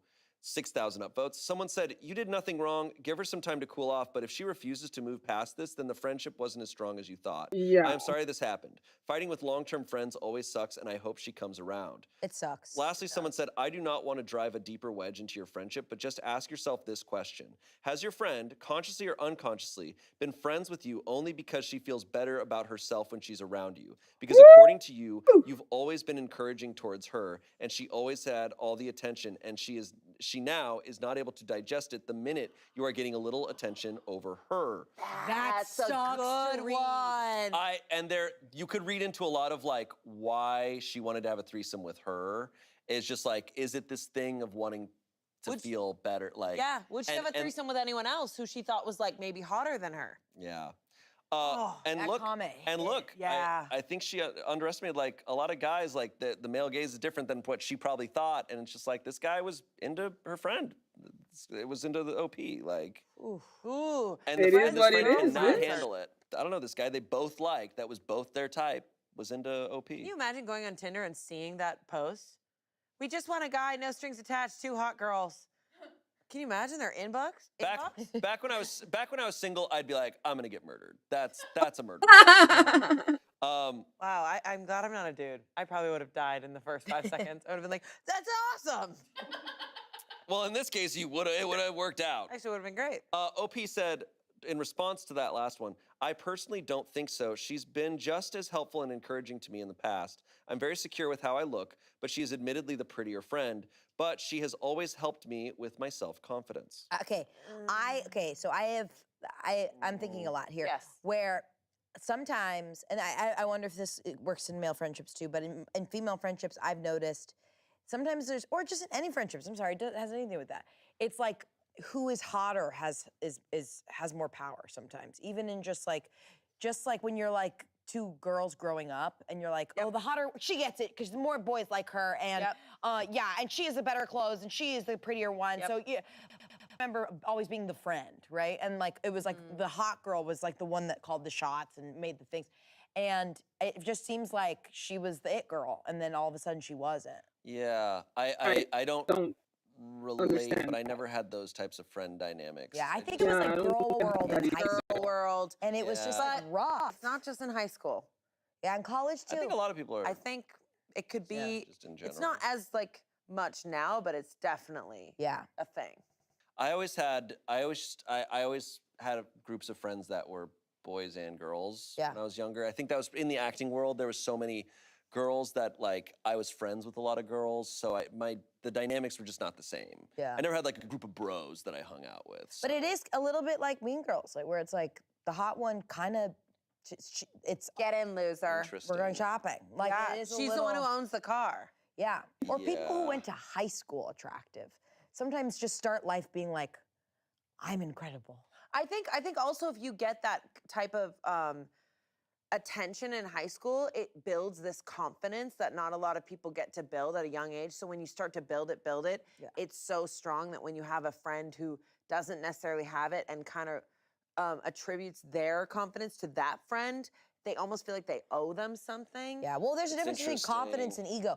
If that girl was confident, having a guy not like her and like her friend shouldn't affect her well-being. That's true. Like she should just be like, oh, I'm still attractive, cool, and awesome, even if this guy I was into doesn't like me. It actually feels like she's very insecure. Yeah, it sounds like it's actually... All of her value is in men who like her, whereas this girl is like, I'm enjoying my life, I'm enjoying my friends. She's starting to build her confidence in a healthy way. Yeah. Yeah, it might also be a thing, because I also think what happens probably with people, this is really reading into it, I have no proof of this, but you know, as you get older too, I feel like things change, and like maybe throughout high school when they were teenagers and they're really young, she was the prettier one, but now they're 19, they're 20, like as they're getting older, maybe she is more attractive than she realizes as she's becoming an adult. And like she's not seeing it, but her friend has to accept that too. I don't know. She's probably owning it. She's probably just like owning herself, and that's probably what's really attractive about her. Yeah. In high school, it's not just like in high school. It's like looks. I feel like as you get older. And like I said, this other girl may be prettier by whatever standard, but she's not this guy's type. Like so. It's like such a young, limiting mindset to be like, there's one type of attraction. Exactly. And then like I think it's very you grow silly up, to and me. you're like, wait, all my there's not the hot one. We're all hot, right? It's like we're all adults. We're all great. We're all, and it's not like this young, like very childish way of thinking. Yeah, for sure. Anyways, messy. No update. No update. I mean, damn. Hopefully it all. I wanted to know. Amanda, some of these aren't gonna have an update, okay? Yeah, but I'm gonna ask every time. Cool. I'm gonna ask every time to just make sure. Our next story comes from the Two Hot Takes subreddit. Our friend Morgan Absher over at Two Hot Takes. We love. Show. X lied about having a child, and I'm being called heartless for not staying with him in his time of need. Did he lie about being a dad or not being a dad? Yeah. I, a 24-year-old woman, met my 26-year-old man, X, last year, and we started dating in December. This was posted in May 10th. So they met and started dating in December. Before we started dating, I told him that I did not want kids ever. I don't want the responsibility of a child. My mom still hasn't accepted it, and I'm always told I'll change my mind, but I've never felt maternal. I've known since I was 16 that being a mom/parental figure was not for me. People always tell me I'll change my mind. He asked if I would date someone with a child, and I told him I would not date anyone with a child because that isn't what I wanted. He agreed and said he didn't want kids either. Things were great until about 2 weeks ago. I spent the night over at his house for the first time, and he seemed really fidgety with me being there. He kept going into a different room, calling someone. I asked if there was anything wrong, and he said no. I went to his kitchen to get a drink, and I saw a... Sippy cup? I went to his kitchen to get a drink, and I saw a... Capri Sun? Leveled up to dad mug, and it had a controller with a mini controller. I asked him if it was his, and he just broke down crying. I was genuinely so confused. He started blurting out that his ex-fiance got it for him when she found out she was pregnant. She had their baby in August of last year, but she passed away during childbirth, So the baby is almost a year old, but he liked me so much because I reminded him of her, and he really likes me and thinks I'd be a good mom because I'm a nurse, so I have some maternal instinct in my somewhere, which I don't understand how that translates. He says he was lonely and stressed out, that this was the first night in months that he hasn't had his kid with him. He always told me he had to be home from dates by 10 because of work. He gets up at like 6 a.m. I can't even describe how confused and weirded out I was. Not only that he hid that he had a child, but that he was really only with me because I reminded him of his fiance and he wants a replacement for her. I told him I'm sorry about what he was going through and it must be hard to be thrown into being a single dad and losing his fiance, but I am not going to be a replacement for her. I told him he should probably seek therapy to deal with it because he is still grieving. He tried to go on saying this is why I'd be a good mom and tried to show me a picture of his son. I told him I had to go and we would talk soon. I took a day to myself and then asked him to meet up so we could talk, and he brought his son. I told him he was a really nice guy and he would make someone happy, but I couldn't be with him because I told him my stance on children. He lied about having a child. Felt like he wanted me as a replacement for his fiance. I told him he needed time to grieve and heal. He tried to beg me to rethink, but I ended it and left. We met through a mutual friend, and I guess he told her, and she said, how could I leave him in this time of need? And she picked me for him because I was similar to his fiance, and I would be a good mom if this was it. How could I ever be a real woman if I don't have kids? We are no longer in contact, but sadly, I do have to work with her because that's how we met. I don't know why I told my mom this, knowing how she feels about me not having kids, but I thought she would be on my side or at least give me comfort. I was wrong. She said the same thing pretty much, that he was vulnerable with me and I should have tried to make it work. And could she have raised empathy? Wow. Story is making me boil over. I people that are putting this on this This woman is of like, crazy. you're not a good woman, you're not a good person. How dare you give up on this possible experience? The fact is, she was very clear about what she wants. From the Regardless start. of judgment of her, she was very clear, and he lied. It's so unfortunate that he lost his fiance. That is so heartbreaking. But he did lie, and he keeps saying that she's a And replacement. literally, Or reminds him of his she was fiance. chosen That's for some this. Black What the Mirror shit. fuck? I wonder. That is also horrible. I to do. wonder if she put her foot down about anything that wasn't a child, that wasn't what a woman should want, if they would push. Does that make sense? Like if she was like, I don't want to live in Europe, or I don't want to, like, I don't know, like her putting her foot down about not wanting to be a mom, I think is not respected because they think all women should want to be moms. I just think a lot of that is so biased and bad. I just not believing her and just believing that all women are just. And no matter what, she's allowed to want whatever she wants, but at the end of the day, I would never want to go into a relationship, even if I did like the kid or whatever, knowing that he lied. Yep. Knowing that I remind him of his fiance who That was fiance who died in childbirth. Excuse if me, she was what? my friend and she was like, if in a different situation, she was like, I want kids more than anything else in the world. And she's like, and I met this guy, his fiance died in childbirth like 5 months ago.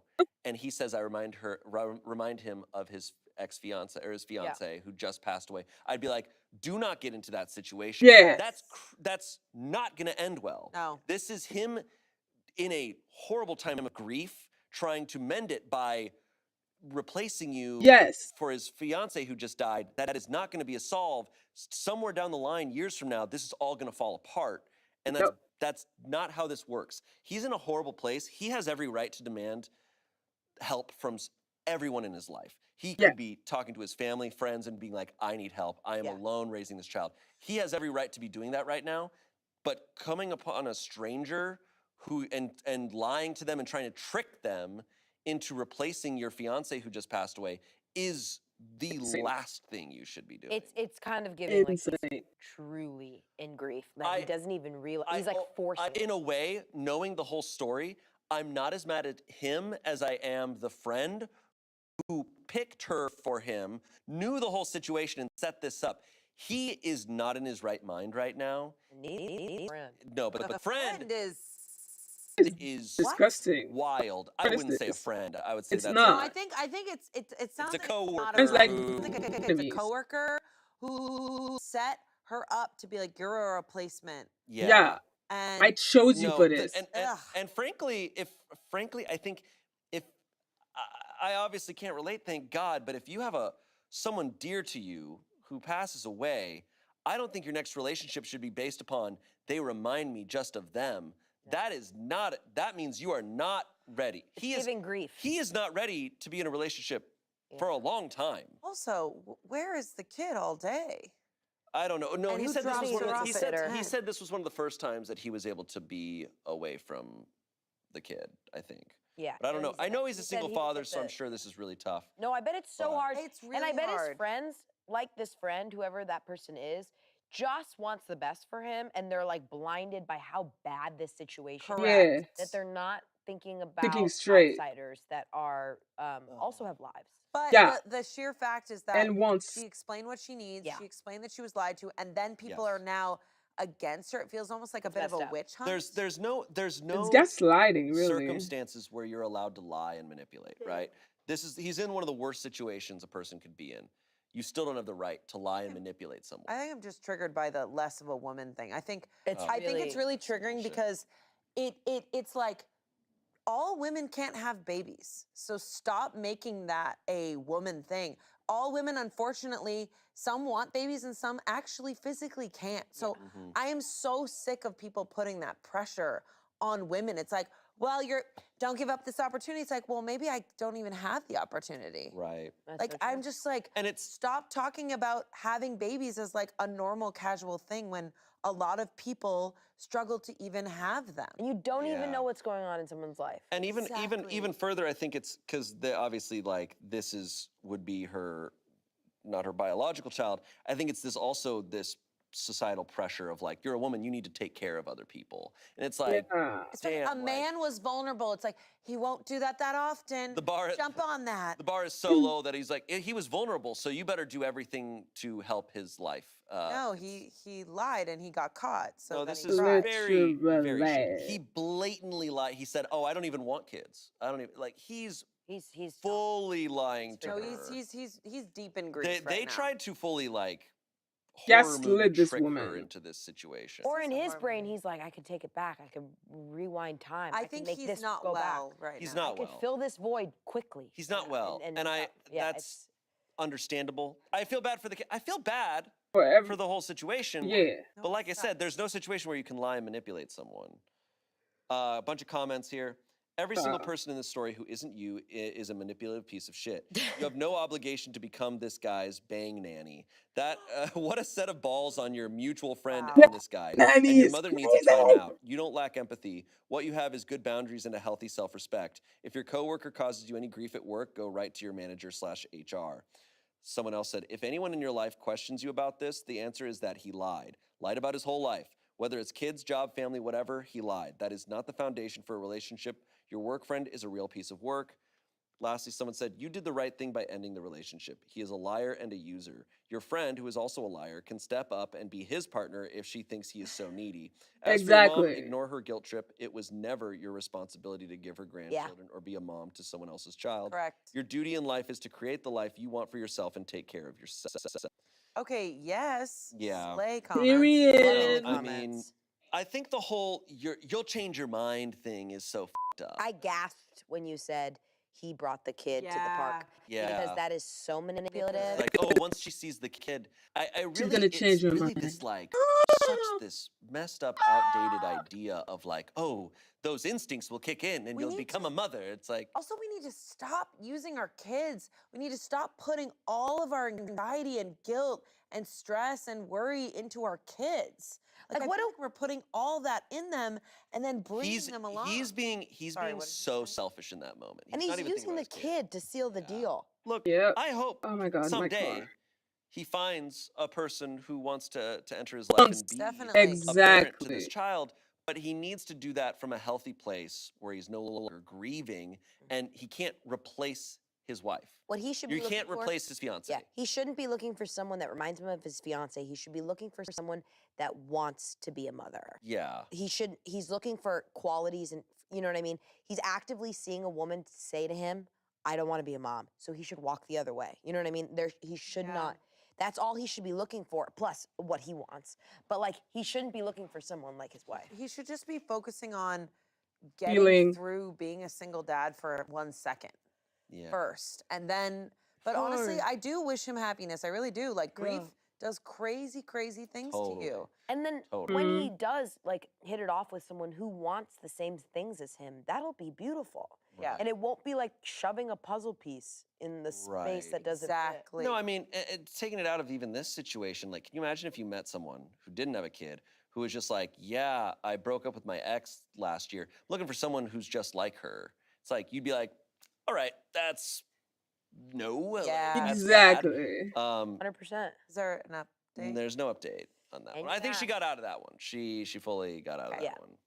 Had to ask. Yeah, I know. Because if you don't ask, he won't say it. is the rule. Exactly. If I don't ask, he'll skip right past Yeah, the update. actually, most stories have updates, but when we don't ask for them, I just skip them. Yeah. People don't know that, so. All right. Our next story is another Today I Fucked Up. Come on.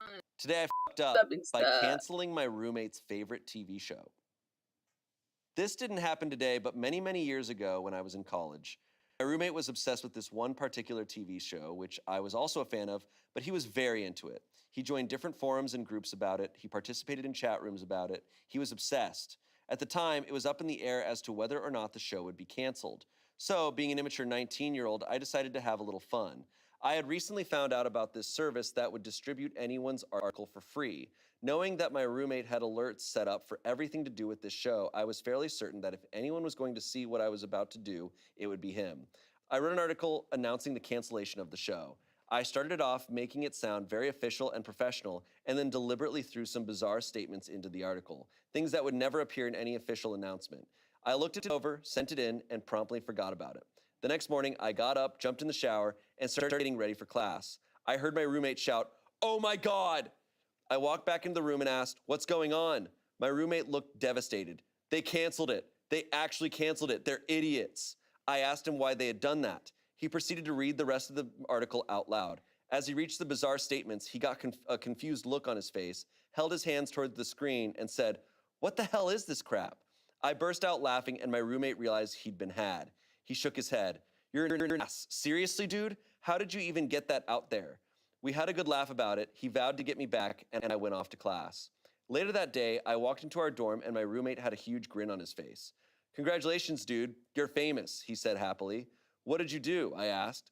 "Oh, I didn't do anything," he replied. "This is all you're doing." He sent me a link and told me to open it up.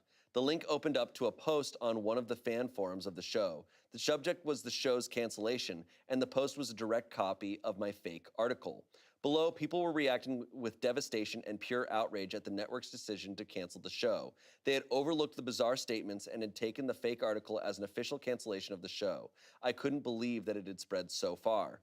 I read page after page of devastated fans mourning the demise of their favorite show, and then the mood shifted. The creator of the show posted on the forum after he was contacted by several fans.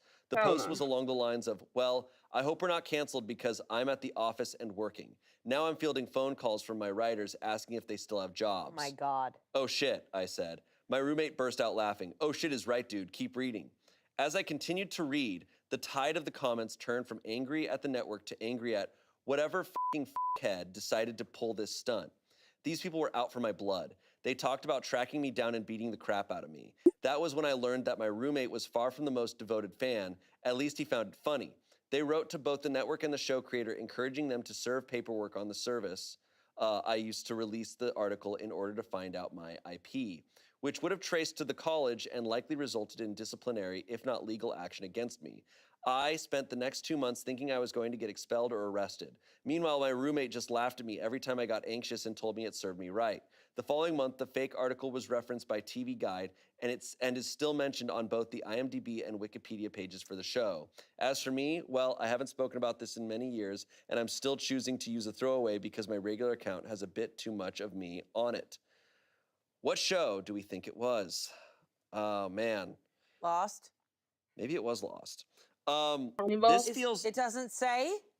Not as of yet. But what's funny is this clearly is old because I feel like this shit happens every day now. I was going to with say, social this media. is like early fake news. Also, something that boils my blood, but everybody does it, is reading the title of an article and not reading the article. Yeah. Everybody does it. Everybody fucking does it now. I do it. Okay. When I was studying psychology, you taking like research classes, and they talk about research, and then knowing that whenever like a popular article or magazine or something says like study proves this, like it's never believe it, because studies never prove anything. Oh. Studies support the idea of something, but there's never a study that proves something. Oh no. But then they post an article saying study proves that drinking a glass of wine every night decreases cancer risk.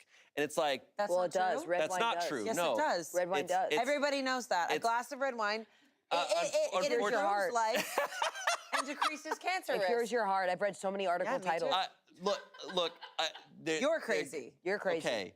But I'm saying, just don't. A title does not give you anything, No, and but you're right. they're manipulating the title to make you go like, oh wow. But this is the issue with the internet. This is a really tame version of the scary shit that can happen when you give everyone the ability to like just be a reporter, because you could just report anything. And this is like a tame version of what I feel like the last like 10 years has been. Yeah. Comments, how well written did it have to be that the writers got convinced?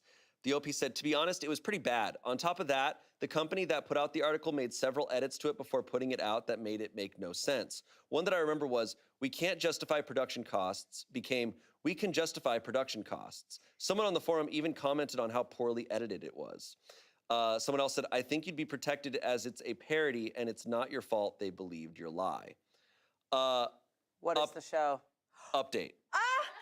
Yes! Okay, last guess. So this Okay, is, I don't think okay, it's a I can give you show. some hints because I know the answer. Okay. It is a TV show. Okay, I don't think it's a show. It's a TV show. That's It is a major that a it's a TV showrunner would. Right. It's a TV show. Is it a reality show? No. No, It's not a reality show. something- It's a show that did get canceled.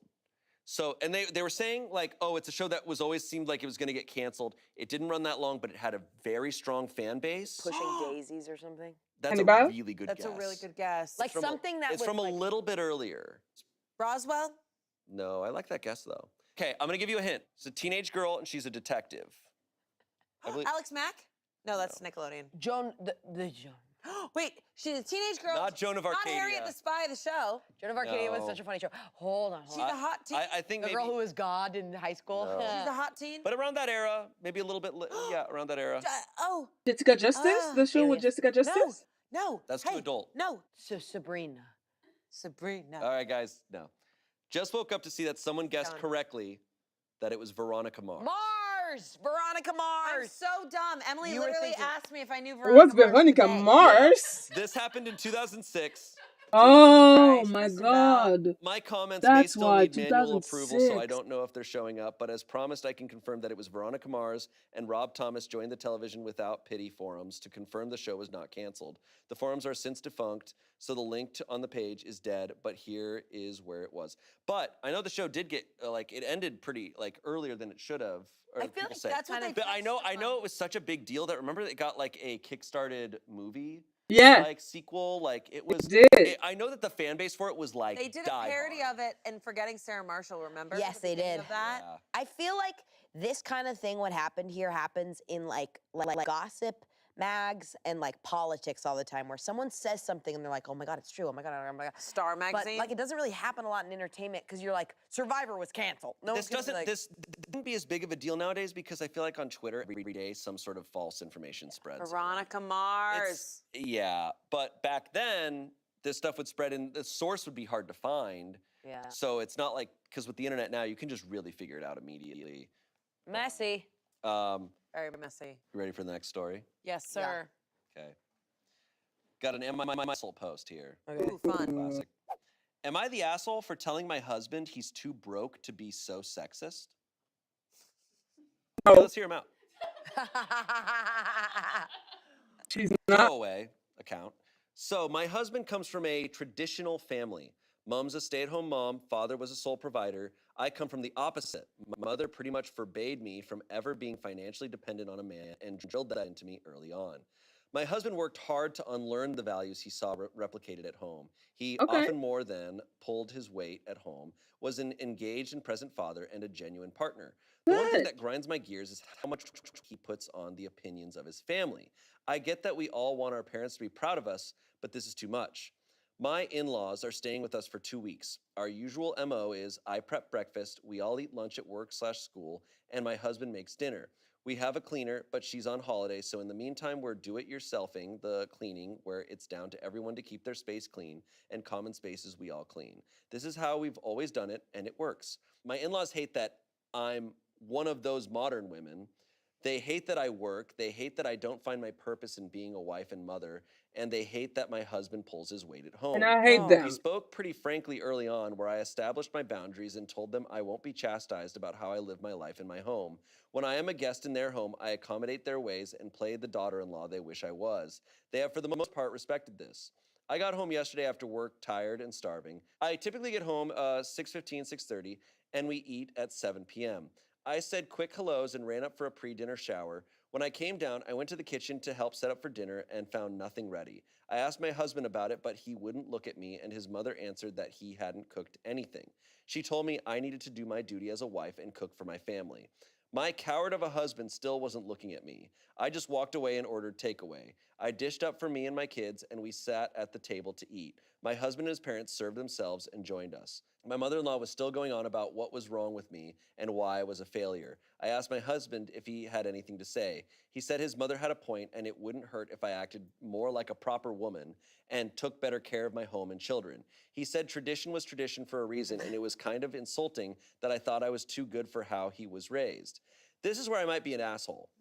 I told him tradition won't allow a man on $35,000 to support a family of 5, and he was too broke to be so sexist. He looked hurt, and I saw tears welling in his eyes. He excused himself from the table. I regret saying this in front of our children, but him saying that to me after I'm busting my ass to clean up his mess, on top of having to deal with his parents, was Beautiful. too much for me. Beautiful. Am I the asshole? No. Nope. You are not the asshole. You You're are a asking queen. Your husband fucking. Ugh. Especially, yeah, in front of your kids saying, "Yeah, I wish you were more of a proper one." Like that's It's that- so gross. It Exactly. teaches them something that they've discussed as a couple that they don't want to teach. I'm already pissed at him for tolerating his mom's Yeah. behavior in front of In front to of the his mother of wife your and in front of children. his kids. Nah, bitch. Like You are that no already sucks husband that of he's mine. still like a child. Did the mom say, "Don't cook"? I guess wait so. till she gets home. Yeah, what was he doing? Just sitting there? He was like, "Well, she's gonna be so mad." It's like, dude, buck the up. Yeah. Was he just like reading in the other? Like, what are you doing? I don't know. Yeah. That would make me so furious. Her response is not an asshole response because he was already such an asshole to her. Yeah, I mean, no matter what, like, I guess it is assholey to like demean someone for how much they make. But he demeaned yes. her. It's classist, but he beat her to it. Like, yes. She matched his asshole. Yes. Exactly. She matched his free. It feels like she spoke out of anger and spoke because she was pushed from a long day. Yep. So she said that because she was so pissed. Like, sure, she said an assholey thing, but he's an asshole. Yes. The ultimate reality is the nature of the economy and salaries and how expensive everything is with how hard it is to make money nowadays does not permit that traditional lifestyle that mom was used to. Well said. Yeah. You know, we have to live into to multiple income households nowadays to even afford rent. Correct. But in this situation where it's just about pettiness of what they're doing, she had every right to be an asshole to him. We don't always have the luxury to be a stay-at-home person. I don't know how anyone. The modern woman, it's like, what do you mean? That's the world we live in. You literally, one of you has to make so much money for one person to not work. And also, nowadays. I'm so sick of like women doing these things and getting like blamed for it and chastised for it. Where it's like, if he was out working all day, like. He would be so pissed if there was no food there. Because he was working all day. This feels like the mom a lot. Oh yeah. No, I mean, these older generation just don't understand the world. Also, buzzkill that your mom is like taking over and you're whimpering in the corner. Like, to be honest, as a wife, I'd be like, you can sleep outside, bro. He's a little baby. Not cute. You little bitch. He's simply a little baby. It doesn't make you look less than when you're getting dinner for your wife. It makes you look less than when you listen to your mommy. Exactly. While she acts like it's the 50s. It's okay that you make less and are making dinner. Like what? That's hot. That is a man. That sounds f***ing hot. The fact that you're whimpering behind your mom is like, yikes. Yeah, Pathetic. it's How is it very still makes me Comments. dry. It's prevalent of just parents that so still. gross. Yeah. Comments. Sucks the kids were there for it, but he deserved worse. Not the asshole. Should have ordered only enough food for you and the kids. Opie Yeah. said, I couldn't quite bring myself to do it. Someone said that, I love that you ordered enough. You did your duty and fed your family. Yep. They can't be mad. And you did it as an income provider also. It's like a double kill them with kindness kick. That's what's also like the mom knows she is also working a job, but also expects her to still do this. It's also a sick life, dude. My mom was always working and always came home late and had the best takeout for us. We'd be like, yes, we got CPK! Instead of like meatloaf. Yeah. We'd get like freaking El Pollo Loco, and it was awesome. That sounds amazing. Someone else said, curious, what is your salary contribution compared to his? I would find it even more hilarious if you are the main breadwinner. He had the nerve to say that to you. She said, I am the main breadwinner. He hasn't always earned so little. He made some bad decisions, nothing illegal or immoral, just stupid, which cost him his job and savings. This is what pissed me off more, that I'm working hard to cover the shortfall while he works on getting back on his feet, and he has the nerve to say that to me. Egg. Oh, hell no. I think he is also speaking from like anxiety and insecurity and fear and pain because he doesn't feel good that he f***ed up and is earning less probably. But it's also like, dude, like let go of your pride and ego right now and just, this is our home. Yeah. So many men's insecurities leads them to want to belittle their partner in the hopes that they feel small and won't realize they are so sad. great. But I'm like, if you do that, you're gonna eventually push your partner away. Like she is closer to divorce than she probably was before because he tried to do this to her. Yeah. The mom is feeding his deepest, darkest insecurities, and she's validating those insecurities for him and is like, you gotta tell her. Because the thing is, what's tough is like, I wanna say the mom's a villain, but she's not.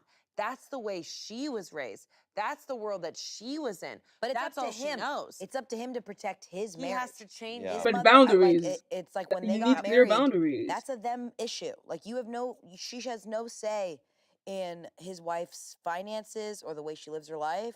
It's up to him to set boundaries and protect his family, and they're going to be doing things different. It's all ridiculous. It's amazing how much comes down to cooking. Like I've pointed out a lot about how many men do believe they should not cook at all is so wild to me. Maybe because they grew up and they never had to cook. And just like, but also this like resistance to it. This belief of like it is morally wrong to do it is crazy to me because like, I don't know, like when I got really into cooking, I almost, in my view, I think it's just a general cool thing, but I always feel like it's like when I'm doing it, I'm like, oh, I feel like a man when I'm like you're providing.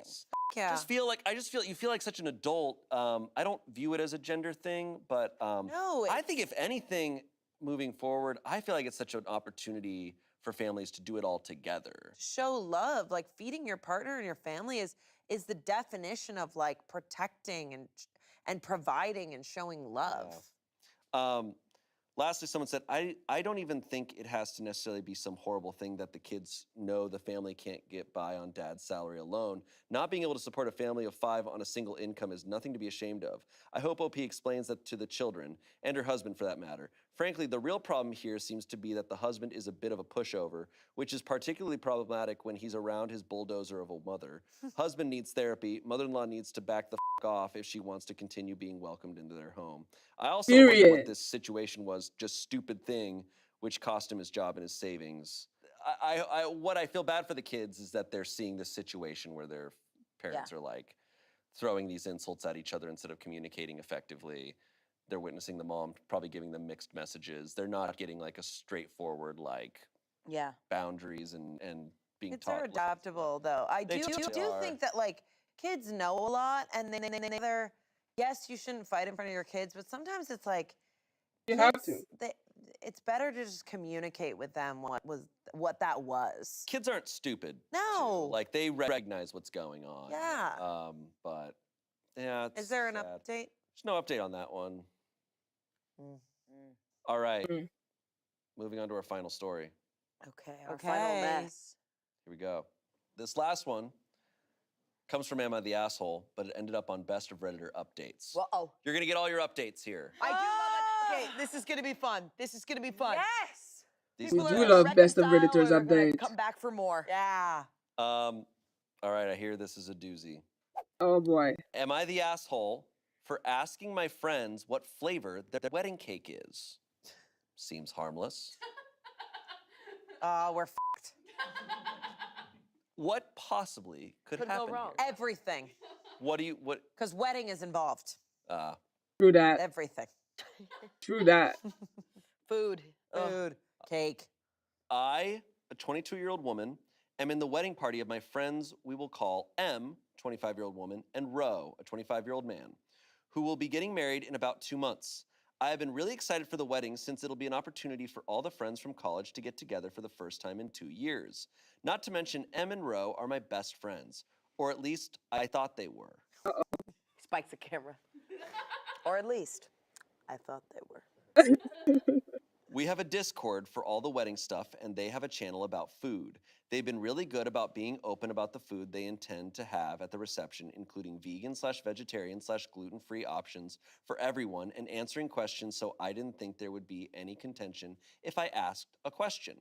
Anyway, about 4 days ago, I posted a message into the Discord asking, hey, what flavor is the cake gonna be? I want to mentally prepare myself, LOL. I think looking back, my choice of extra words is what caused all of this, but I meant it in the sense that I have a long documented dislike of chocolate-flavored foods like cake or ice cream, so I added it in the event the cake was chocolate. I received a private message back that the cake would be chocolate and that if I had a problem with it, then I could shove it, because it was their wedding, not mine. And I felt really taken aback by this response. Never did I mention that I would have been upset, and I certainly wouldn't have put up a stink about it. It's exactly like M had said, it's their wedding. I explained as much and tried to apologize for any offending I did, but she got even more defensive and started basically blasting me for implying that she was offended, and I was just left overall very confused. I gave it 2 days before I tried to apologize again and smooth it over, figuring she may have just been having a bad day, but I got shut down again, telling me she didn't need my apology because nothing was wrong and I needed time to stop trying to make it seem like shit was wrong between us and to just drop it. I texted Ro to see if I could gauge what was going on since he and I have always had an open dialogue about things like this, but he basically just told me he couldn't talk to me right now, and I have to imagine it's because M told him not to. It's been 2 days since then, and I'm just really confused. This whole thing has made me want to drop out of the wedding party and honestly not go at all. I wish Ro would talk to me and M would be honest. I can't help but think maybe I just don't get how stressful planning a wedding is, and like maybe they've gotten pushback from other people on other things and somehow it's being taken out on me? Or is it really a big no-no to ask stuff like this? I don't know. This is the first wedding I have ever gone to, so am I the asshole? No! The shove it is making me laugh. Hey, so shove it! So hard. It's chocolate, so shove it!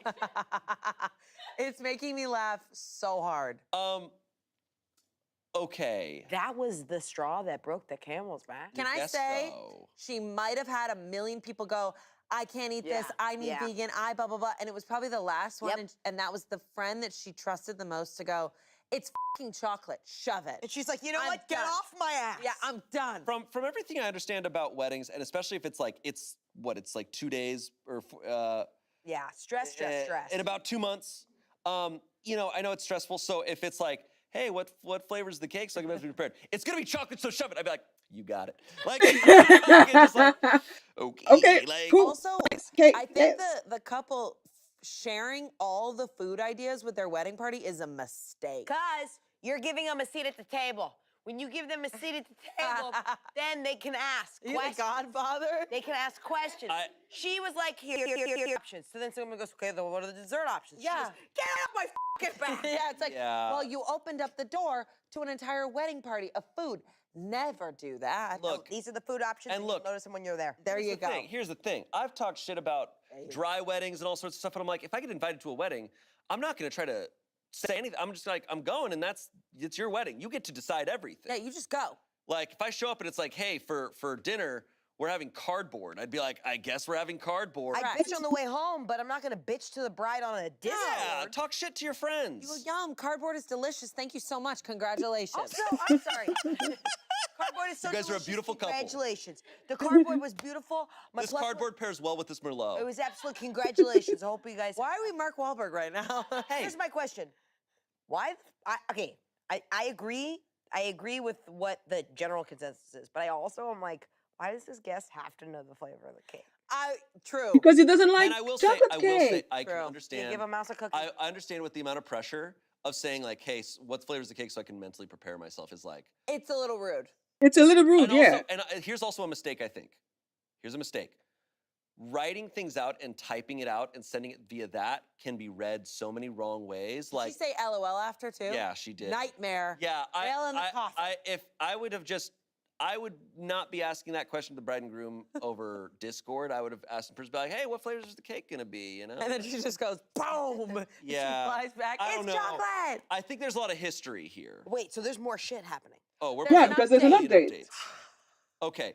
I can't wait. The verdict though was asshole, which, you know, I will say like, I think because I saw that verdict, that's also making me a little biased. But Light I asshole. don't think they're an The asshole. way I it's think they're worded. kind I of don't think they're. I think as of right now, to me, I'd be like, you're an asshole. But it's like, you know, maybe you're an asshole.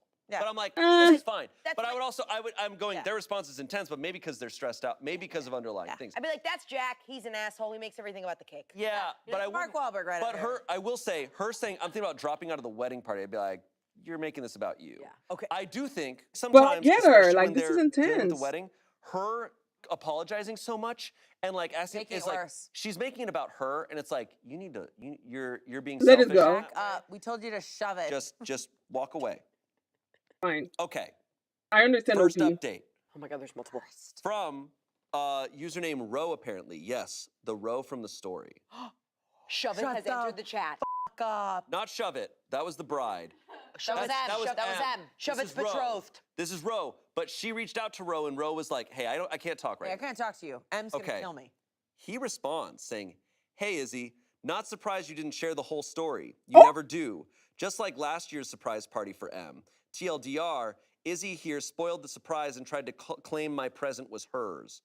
I'm Ro, the groom-to-be. I don't do Reddit, but my best man does and frequents this thread. He saw this post and it was so obvious it's you. This whole cake thing did happen, but it is not the whole story and did not go the way Izzy claims. Okay. First off, cake was not her only complaint. You refused to have a joint bachelor/bachelorette dinner because I have poor taste. You said my suit was tacky because I wanted white and not traditional black. You whined about the bridesmaids' dresses being purple because you wanted ivory. Any decision we've made, there's always a complaint. And M has done nothing but be patient and try and find common ground. She should not have to change her wedding choices for you. Second, we never told you to shove it. M only messaged you privately because she was tired of having to argue in the group chat. Everyone else is tired of your bullshit too, so we didn't want to bother them with it. It's a cake. Eat it or don't. Eat it or yeet it. You have hated me ever since I joined the friend group, and that's fine, but you will not ruin M's day because of your pettiness. If you care about her, then honor her decisions. Of course M is different, because she grew the up. All of us did except you. My God, you're 22. Stop acting like a spoiled teenager. Chocolate cake will not kill you. By the way, asshole, I'm 26, not 25. Pay attention. I wasn't angry about this until you decided to go on the internet for pity. It's pathetic and immature. For the record, M double-checked my response. She signed off on it. Get it together. Shove So it. we went from being like, you're kind of an asshole, to, you're really an asshole. You are She an didn't tell the asshole. whole story. She didn't tell So, any of it. She's like, all I did was ask what the flavor of the cake was. Yeah. What a nightmare person if you're gonna go on the internet to a bunch of anonymous people and just tell a fake story just to feel. I was good gonna about say yourself. the comment when she said chocolate cake, she goes, so I can brace myself or whatever. It's like, huh? Yeah. That doesn't feel like a one and exactly. done. That felt like This is always what I think with so many Reddit stories of like They're hiding it. I can't Are you believe telling us Ro 1% of this story? went on there. The vitriol I know she's the most insufferable person because of the amount of vitriol in his writing. I couldn't help but just be like, Yeah. No, for sure. oh, You became Ro. he hates her. Feels like this person has had a problem with everything. Ivory bridesmaid dresses, that's white. Ivory is for the flower girls if you have them. That's basically white. Careful, because you're eating chocolate cake. It's gonna get on it. Careful. That's right. What a mess. I love that. But It's so caught. juicy. She responds. Tell me she says. She's gonna try to respond at this point. No, if you're this person, and that happens, you need to log off. You need to log off. You need to log off. She But should have she's walked away before. headed. She should have walked away at Shove It, which apparently even didn't happen. Shove It was never said. Shove It is the funniest thing I've ever heard in my life. really But wasn't said. It was apparently bummer. not like that. Okay, update from this lady. It's pathetic and immature to anonymously post asking for advice on Reddit, but you coming here starting shit and posting my real name isn't. Okay, Marcus. Since we're not hiding anymore, how does it feel to have your shit aired for real? Here's how I know M didn't sign off, because she never would have agreed to using my real name. You're just me upset at her too. She's my best friend, and I should have known you'd do this. You always try to manipulate us into being mad at each other. Case in point, when I had planned this really awesome dinner for just her and you had to plan a day. I just wanted alone time with my best friend, but you couldn't wait one day for the party. M has known me far longer than you, and no here we offense, go. I'm sure I know her better than you do. My mouth shut because I love her and just her to be happy. I like everything, then how come I've never said anything about the hundreds of times you've made M cancel plans with me to go hang out with you? I just wanted my BFF to spend a little time with me. We're not allowed to have sleepovers anymore because it makes you uncomfy, or take a girls trip for the weekend because it's too expensive. Sorry you can't take care of her. Of us can afford. Clearly, this was never about the and more so about you hating. I was, but you clearly weren't fine with mine and M's relationship. You've been the same towards some of her other friends who I'm sure would stop trying to take mine. Oh my God. This Go, dude. Let me so tell you juicy. now, Rocks. This fucking rocks. This is so fucking relatable. When best friends and a boy comes in, my God. gets Of hell. the depths Or of hell. when two best friends, when a protective best friend gets pushed aside for a boyfriend, shit comes out. It's nasty. Oh, I've seen some gross shit go down. It's a worse breakup than a marriage. 100%. I think sometimes I've experienced it. Yes. No, I've seen some crazy shit. I've experienced it, and it gets nasty. When The sleepover part, we go, oh God, oh God, oh God. Like, and it's just, it's this. And it's like you're losing. Here's the thing. There are so many layers to this, even though there's a clear asshole. I will say, people. Marcus sounds like an asshole when too, they're though. girls, when they're losing their best friend and you're single, and you were both single girlies out here, they're like, sometimes they get really mad. They get really, really And mad. honestly, I'll be frank, in college, I was this way. My friend was like, she got a boyfriend and started being so different, and suddenly I was like, I hate him, I hate her, I hate him. Oh, I hate so her. it's you. No, but I think I've been on both ends. But did you take it out on her? No, and I didn't go this crazy. You're allowed to feel Yeah, things. but some people lose it. I have experienced this, and it has gotten a little bit bad. Yeah. Oh, yeah. And it's gotten almost like I burned her house down. Like I ruined her life. I left her and the family that we don't have. Like, we can't cuddle anymore. Like, we can't sleep over anymore. And I'm like, when were we doing that really before? It gets very, very, very messy. Yeah. And it's unfortunate because it's like, it's so easy to blame the woman who's like on her own and she lost her best friend. It's so easy to blame it, but it's so much more than that. Yeah. Because then the boyfriend comes in and is like, this is all mine. This is all my territory. It gets so layered. so messy. But let me say, I mean, this is too far, though. situation is f***ing wild. This is too far. Okay. There's more? Oh, guys, this keeps going. All right, Marcus responds. Marcus! He's like, meet me on the thread. Meet me on the thread. This is between Marcus and Izzy. Holy f***. Marcus responds to it was for you to distract her while we set up the party by taking her to a movie, not going to the movies, then taking her to dinner and telling her of the party. We waited hours expecting y'all to be back. I have never once made M cancel. She always did that on her own, and not frequently at all. You have had plenty of time alone with her. Just because she spends time with me too doesn't mean I'm forcing her to. And yes, a trip to multiple countries across Europe is very much too expensive. We already live paycheck to paycheck, which you know. I know money isn't a concern for you, but it very much is for us. Not all of us have apartments paid for by dad. Nobody else seems to think the same things. If I'm wrong, I will gladly listen and change. But that directly, not anonymous Reddit posts. You may have, you clearly don't know M well. You fail to see how miserable your comments and attitude have made her these months. For her sake, knock it off. Knock it off. Shove it. Oh, God. Knock it off, shove it. Yeah. Get out of my life Knock and it shut off. up. Well, you shove it. For her sake, knock it off. Knock You it off? shove it. Dude, he is airing out. Daddy paid for the apartment. He's like, you know what? I'm going to tell them. She started it out. And if I know her, she came back, didn't she? Oh, yeah. Of course she did. Let's hear it. Let's hear it. Of course she did. She probably refreshed this page until it was there. I love that we're getting in the weeds of this surprise party bullshit. Yeah, I know. The He's surprise like, we party- waited there for an hour. Yeah, and they're all like this. Is she there?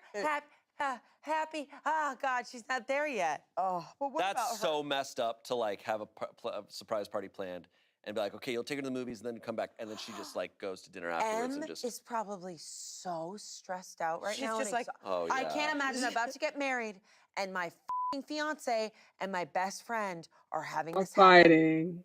And I would die. He's villainizing her to her, being like, look what he's doing. Look what she's doing. And to the you. only one losing is M. Yes. Julie. Truly. Yes. God, knock it off. Knock it off. All right, Izzy responds. Stop it. Come on, Izzy, here she comes. Here she comes. Here she comes. Paid by daddy? Woo! Real mature asshole. You know I work hard like everyone else. It's not my fault my parents made better decisions than yours and can actually help their kids. Right. All right, she just lost. she lost before. Izzy, don't do that move. Izzy's been She's been throwing losing a rocks. while. Izzy's coming back with the iron claw and she's using it on herself. Oh, you're shaming his parents for not making enough money. You just blamed everyone's parents. Out on the field, Izzy. You just insulted everyone. But that was still And of so course, I wasn't cunty. just gonna take her to the movies on her birthday, a ruse or not. I was gonna kiss her too. I was also gonna have a threesome with her and this guy we met. And of course, I wasn't just gonna take her to the movies on her birthday, a ruse or not. It was still her birthday, and she's my friend, and I love her, and wanted to take her to an actually decent meal other than the shitty pizza you brought for her. Also, yeah, maybe you didn't tell M to cancel, but knowingly asking for plans when we had them is basically the same thing. Before you, she was fine. She had everything she needed. And for all of you in the comments saying I have a crush or want to M, you're delusional and know nothing about me. We're best friends. I love her. She loves me. Not my fault we have natural chemistry that everyone over the internet can feel, but it's not like that. Marcus? We're not saying that because we feel anything. We don't feel it. We're being told it. No, I think you're saying We're gonna get hit. Marcus, you're an asshole. You've been an asshole since day one. Just admit you're not the guy who can give her what she needs and move the on and leave us alone. Everyone on the internet can feel our chemistry. What do you mean? What the I don't feel M any is not chemistry. here. Final update from Marcus. Oh He's my gonna god. end it. Oh. You're He's proving gonna my end point. I'm not going to argue over Reddit anymore over this, especially if you're going to talk about my parents like that when you know full well why they aren't rich. No. Either message us in private or drop it altogether. If this is how you really feel, don't bother coming to the wedding. Mic drop. Shove it, Izzy! All because I knew it. I think unfortunately there with all we have to work with Reddit posts, her saying about their parents who don't have as much money as her parents, it's not my fault that they made better decisions that can actually help their kids. I'm like, you lost me. Yeah, You that was unfortunately lose me with those crazy. types of statements. I mean, there was And a lot of statements she lost. I me on. think She lost me, And but we it's are like giving her- that's a character shower. I right think what's there. hard Yeah. too is like I can see that the commenters were like, "Oh, you're gay for a lesbian or whatever." It's like, that's so gross to think like that. There That's- are actually that's best beside the friends point. who are like family, and I No, get for it. sure. And when Can't you're blame that. being a girl and like, I don't know, being a single girl like in your 20s, sometimes that Yes. bond is so deep and so strong, So and it deep. doesn't have to be. I would gay. say it doesn't matter. It doesn't in this matter. situation. Yeah, but then it's a betrothal to her, right? And she's feeling, and it's bringing out a monster. Well, she's Like- not respecting M because M has made a decision. She's getting married to this person that she's making a commitment to, whether he's a man, woman, whatever. She made a commitment, and it's like you either go with us or you don't. And I do think the cake question was a deeper question. She got caught. Yeah. She got caught. got caught. I'll say I don't know if this is like devil's advocate or a bad thing to say, but I think at some point I feel like I would have wanted Marcus to step aside and this be between. I do kind of because agree with you. it was kind of like my toy, my toy, my toy, my Yes. toy, Yeah, rather than it. M being like, these are my boundaries. Yeah. If you love Yeah. me, you'll respect my boundaries. It seems like Yeah. Because yes. what Izzy's using against Marcus is being like, M doesn't want this. M doesn't want this. So we can stop that way of thinking by entering the chat and being like, hey, these are the things I want. I need you to treat my fiance with respect, and then I need this birthday party to go this way or whatever. So right. I think in many ways, I see that. Although I think Izzy's ultimately the biggest asshole here. Yeah. I could see why the argument of Marcus is an asshole too. Yep. I know it's anonymous, but it's not anonymous to all their friends.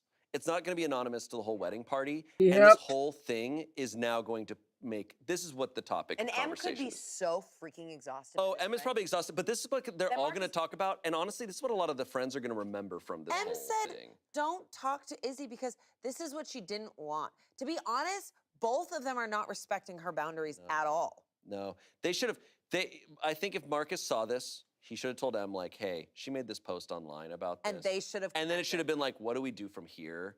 But like, Because at some point, it's ego. yeah, Marcus did say in his first post that M read it and gave the sign off for him. But to then post it Izzy back. said, I don't believe that because she would never use my real name. I don't know who to trust. But if I was M, I'd be like, I'm signing off, but don't get in there because it's gonna get dirty. Like Yeah. you're throwing. I think the throwing reality fire. is here's Izzy saying like it's her best friend, but she doesn't respect her friend at all. She wants full control. I over her don't think friend. either of them are respecting what M wants. Do you feel like you're like friends with all of them now? Yeah, I want to go to this. You know, I really wedding feel their happen. chemistry. I really feel, because here we are, we're like, but Izzy wanted this. No, but M wanted this. And she just wanted the brides in purple dresses and not ivory. Oh. No, but I'll tell you what it is. It's messy. It's very messy. It is. So when is the wedding and when should we head there? The wedding in about 2 months. The wedding will be happening not yet. Okay, hold on. So there could be Help us find this. Let's go. Imagine Smosh Stop it. crashes the wedding. And we just bring copious amounts of chocolate cake. Oh my God, and we have forks and we just go, I'm excited to try the cake. I don't think there's any world where Izzy's gonna end up at this wedding. No, but we should be there I to think she support is. M. You think so? I think Izzy she is. 100% not going to let her best friend get married without Exactly. I think Izzy is going to show up 100%. And Whether Yes. she's invited or not. Yes. I need more She updates. sound like that. More updates. Wait, I've never been Now you're invested me. in a Reddit Now you're story. me. I need more updates on this because the wedding's gonna happen. Who's going? What's happening? What's the cake? Well, Rose going. There are ultimately bigger messes that we read today, but this one is the best one because this is some like Vanderpump Rules shit.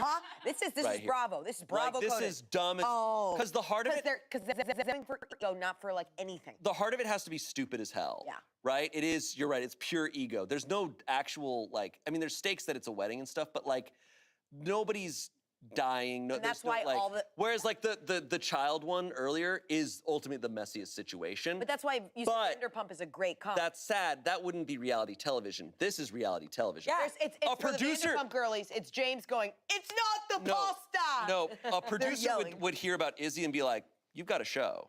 Yeah. We're giving you a show on TLC. I mean, Yes. I got chills when you said the wedding is in a month. I'm like, maybe we could watch. Maybe Right? they'll live stream the wedding. Right? And you know what? That's probably toxic of me. It's on Reddit. Yeah. It's I know, on Reddit. but I'm just gonna take a step back and recognize Well, that. They're still anonymous to us. life is sex and sex is power. Yeah. Hey. So Power is cake.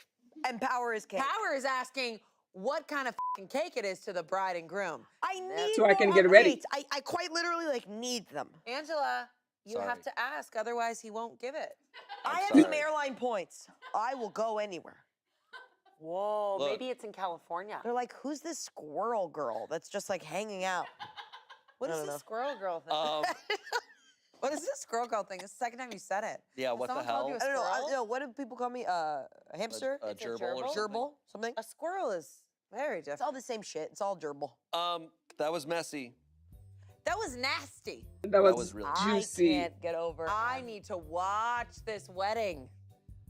Well, I hope you enjoyed that, because that was crazy. I can't believe it's over. Yeah, that was a ride.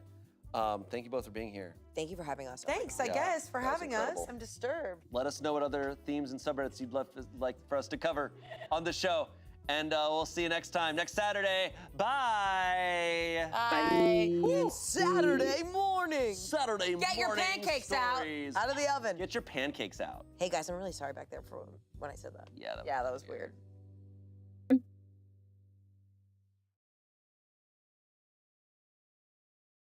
Very good.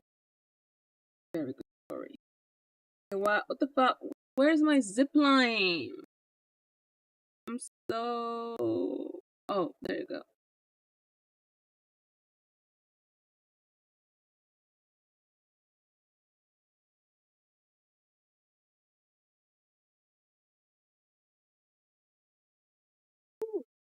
What? That was so good. So entertaining.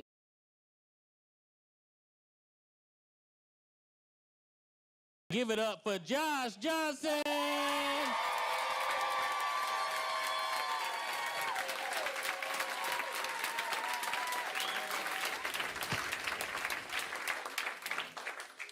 don't know if y'all saw this demure thing that's taken off.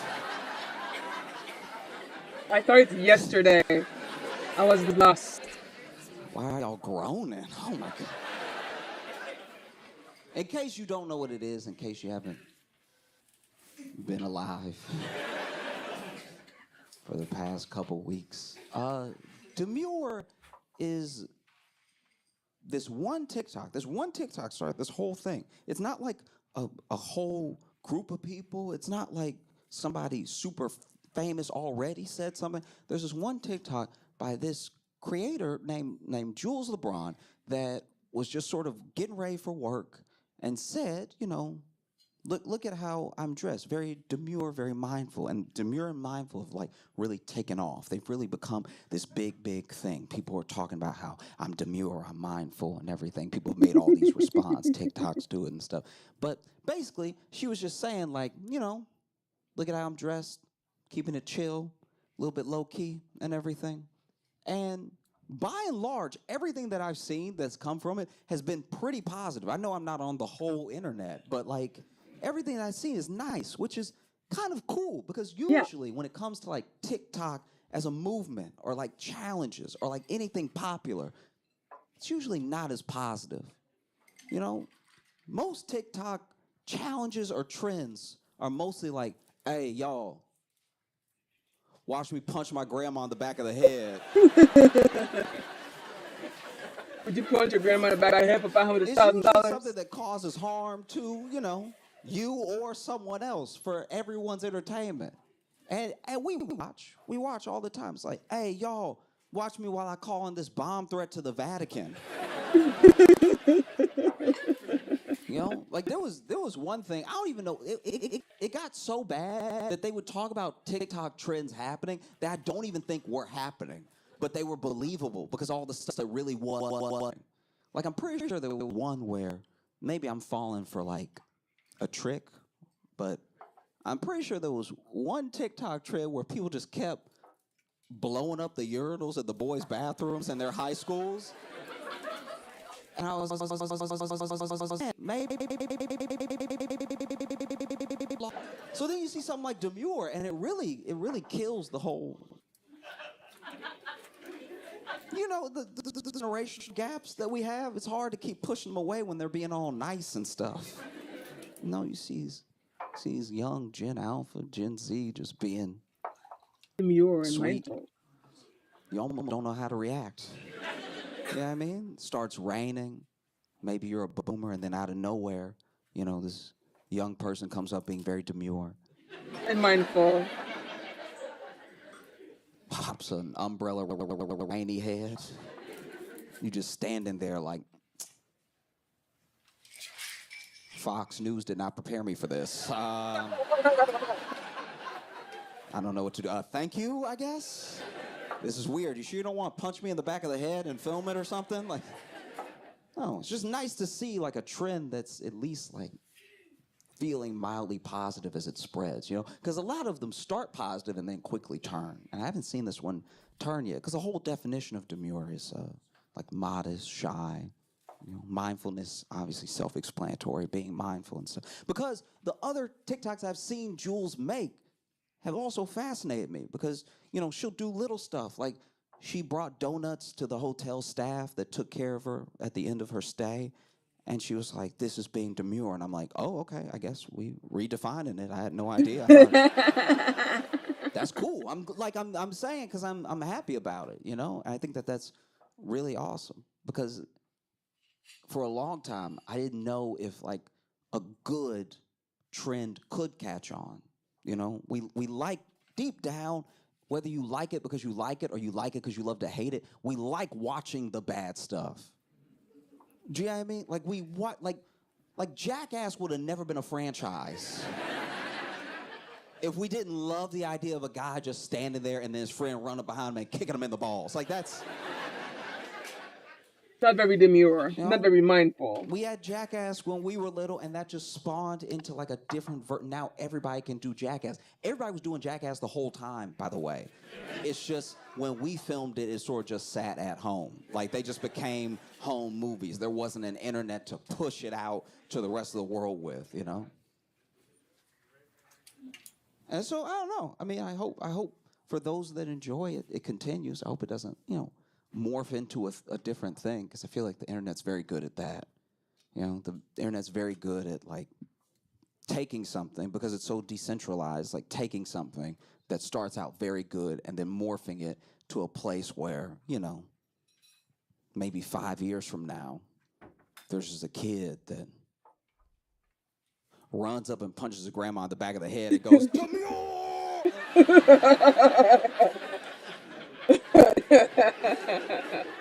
yeah, I can see that happen. I can see that happen. Anyway, we are going back into the storyline.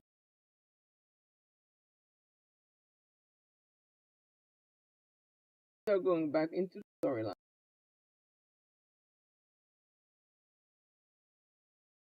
So,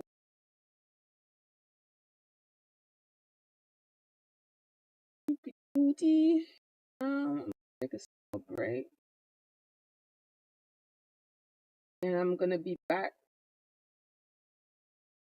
in like 5-ish